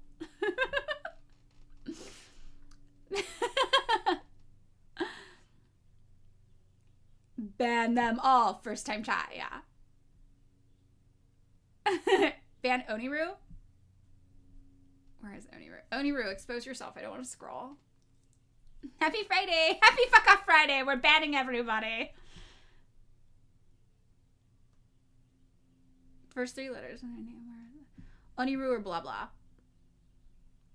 Oniru needs to get timed out for 2 weeks. Oniru, where are you? I don't want to scroll up looking for you. Blah blah blah. In AI, and you're, well, their AI is a little different in China actually. Their AI is way better because they have it actually regulated to help people and not do price fixing on apartments. Everyone's perma banned. Oniru's not saying shit now. They're afraid. Oh, there you are. Okay. We'll ban this person. I don't know what they said, but I'm guessing they deserved it. Banned. Boom. Okay, what's up? What's up? Oh shit, my chat went away. Hold on. Okay, Oniru banned. AI dude, I'm kind of. Oh yeah. Okay. Ding dongs. This is me mad with power.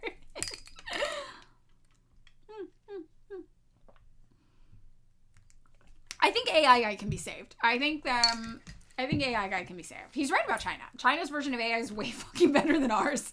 Ours is just like a digital landlord there to yell at you and charge you more for rent. Yeah, AI is not the problem necessarily. Capitalism is. Exactly. Okay.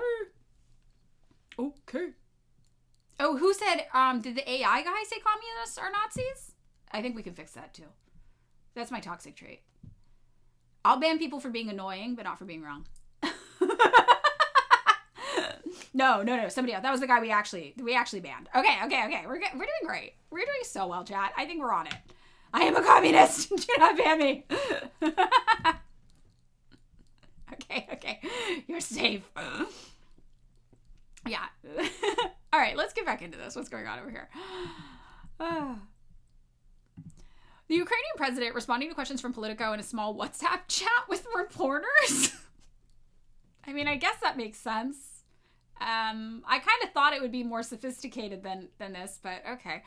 I said he will stress the country's need for air defense at the summit and highlight its efforts to export weapons in order to finance drone production for the battlefield. He also said he intended to meet with Macron and other European officials to push, as he has before, the need for more weapons. So Zelensky's just like, no, we're going to fight more. He's like, I'm going down swinging. I will go down swinging. And what's going to happen is the United States is going to keep backing this. We're just not. And so this is going to be the ultimate stall out. But the United States also doesn't want to lose all of Ukraine to Russia. So we might. We want to lose half of Ukraine to Russia. That's our goal. We don't want to lose all of it, though. So this is going to be very, very, very interesting to see how this plays out. So here is Ukraine. This part, I didn't know that was a thing. Okay, whatever. Here's Ukraine. It's not hearts. Here's a river dividing it. Oh! Okay. And, this half of Ukraine is like, fuck this, we want to be Russia. And Russia is like, yeah, okay, come be Russia. And Ukraine is like, no, stay here. And the United States is like, holy shit, Ukraine, just let them be part of Russia. And that's the conflict we have going on. I don't know why it thinks this is a heart or something. I don't know what it's fucking doing. MP Ukrainian nationalists confirmed. Not me, babe. The Banderites hate me. They hate me. I get the craziest Twitter replies from Ukrainian nationalists, like straight up Israeli shit, like talking about like wanting me to be like sexually assaulted and stuff. It's crazy. Twitch is pro-Ukraine. That makes sense. You know, this filter loves Ukraine. And the thing is, like, I just want to reiterate, Like, I do think that Ukrainian people are victims in this. I think the Ukrainian people have been totally fucked up by the United States and our ambitions, us backing neo-Nazis and fascists in their country. When you talk to Ukrainian socialists, they will tell you that their country was stolen. I'm going to see if I can actually find this interview with some Ukrainian socialists talking about this. They'll tell you they don't recognize their country anymore.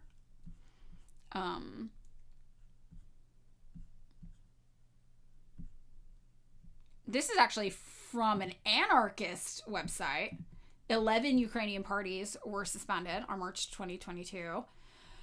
One of these, there was... Oh, but they were actually just saying, like, no, it's fine, blah, blah, blah, blah, blah. Yeah, anarchists are always disappointing. They're so disappointing. I'm trying to find this interview, though, with Ukrainian socialists, where they were talking about basically the same thing. They're like, our country was stolen by fascists. It was horrible. Interview with leader. Hold on.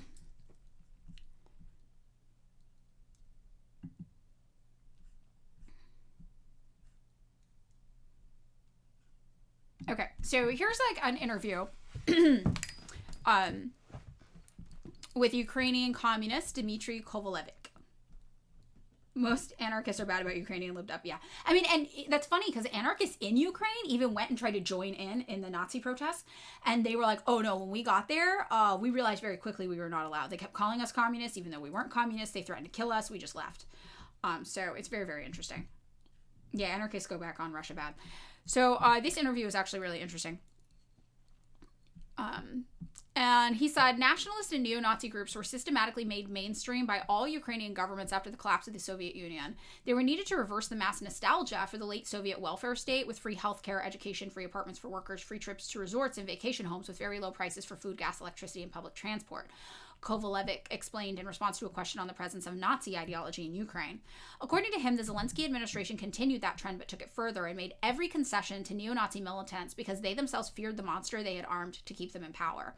And this is what happened. So Zelensky himself isn't a Nazi, but his group of these pro-Western, pro-EU aligned people, they need the Nazis as their might, as their back, because they were not able to win basically a revolution without the Nazis' help. And the Nazis also, for their credit, right sector, they recognized that they needed this strategic alliance too, but they always said that it was temporary. Right sector was like, we're going to help win this battle, we're going to help win this war, but when it's over, we're coming for Kiev and we're taking them on too.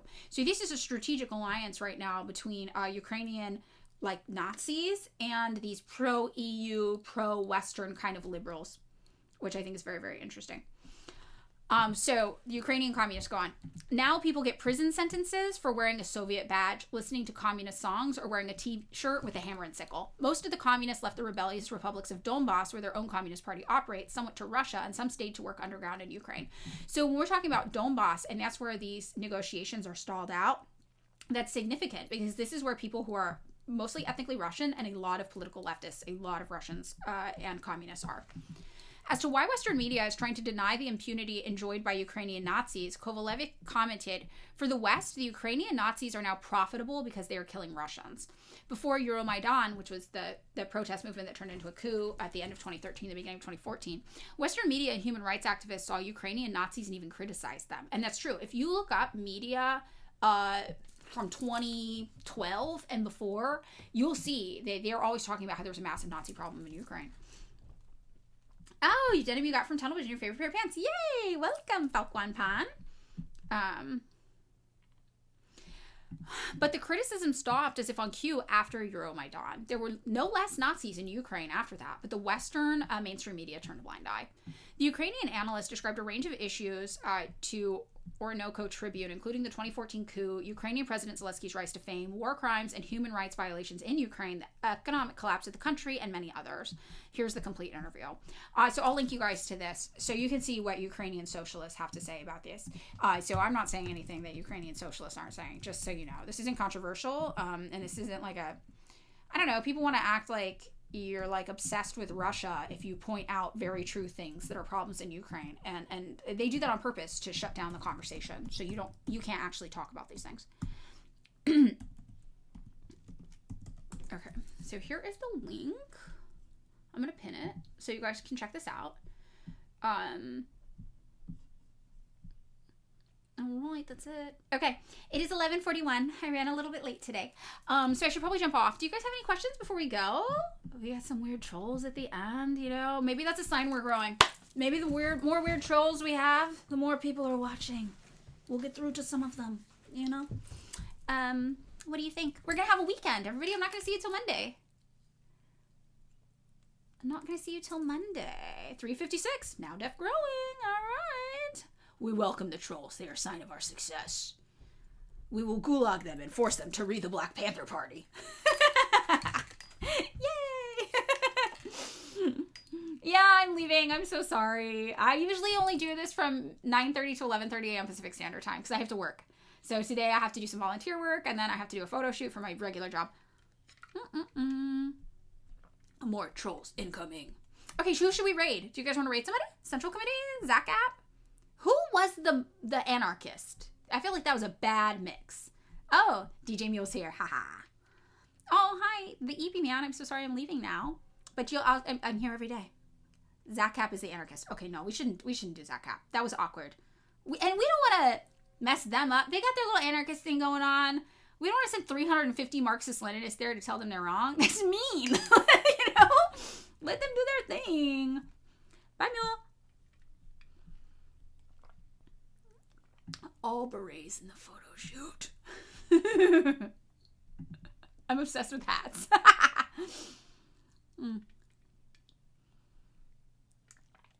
Who should we do? The Little Bear 36. Yeah, there's even clips of Zelensky's old comedy routine where he jokes about how much of a Nazi problem the Ukraine has. Really? Okay, if I can find this quickly, we might have to watch this. I can't find it. We're going to have to look later. Okay, do we find someone? Aggressively French. Well, you know, it's my heritage. It's my people. That's why I say, as a French person, very connected to my culture and heritage, it's okay if you nuke France. We need it. We need to be liberated. I say this as a person who does not live in France and has never been to France, but is French. So you have to listen to me, or you're speaking over French people. So I wear berets, and I say we nuke France. That's what I say. Okay, Sophie FRM Mars. Lots of people are saying this person. I'm going to go with this person. Oh, that would be so good. Thank you, Redispi. Okay, we'll do, and Germany. I'm also German, so we can do it in Germany too. You're right. I'm French-German. We can do it both. Okay, all right. I'm going to rate this person. Sophie FRM Mars. Did it work? You guys, thank you for a lovely stream. I love it here. You guys are great. This is really fun. This is my favorite part of the day. I mean, until my real life starts. It's my favorite part of my work day, for sure. And I appreciate you all. Okay, we ready? Rating. Wait, yes, we are.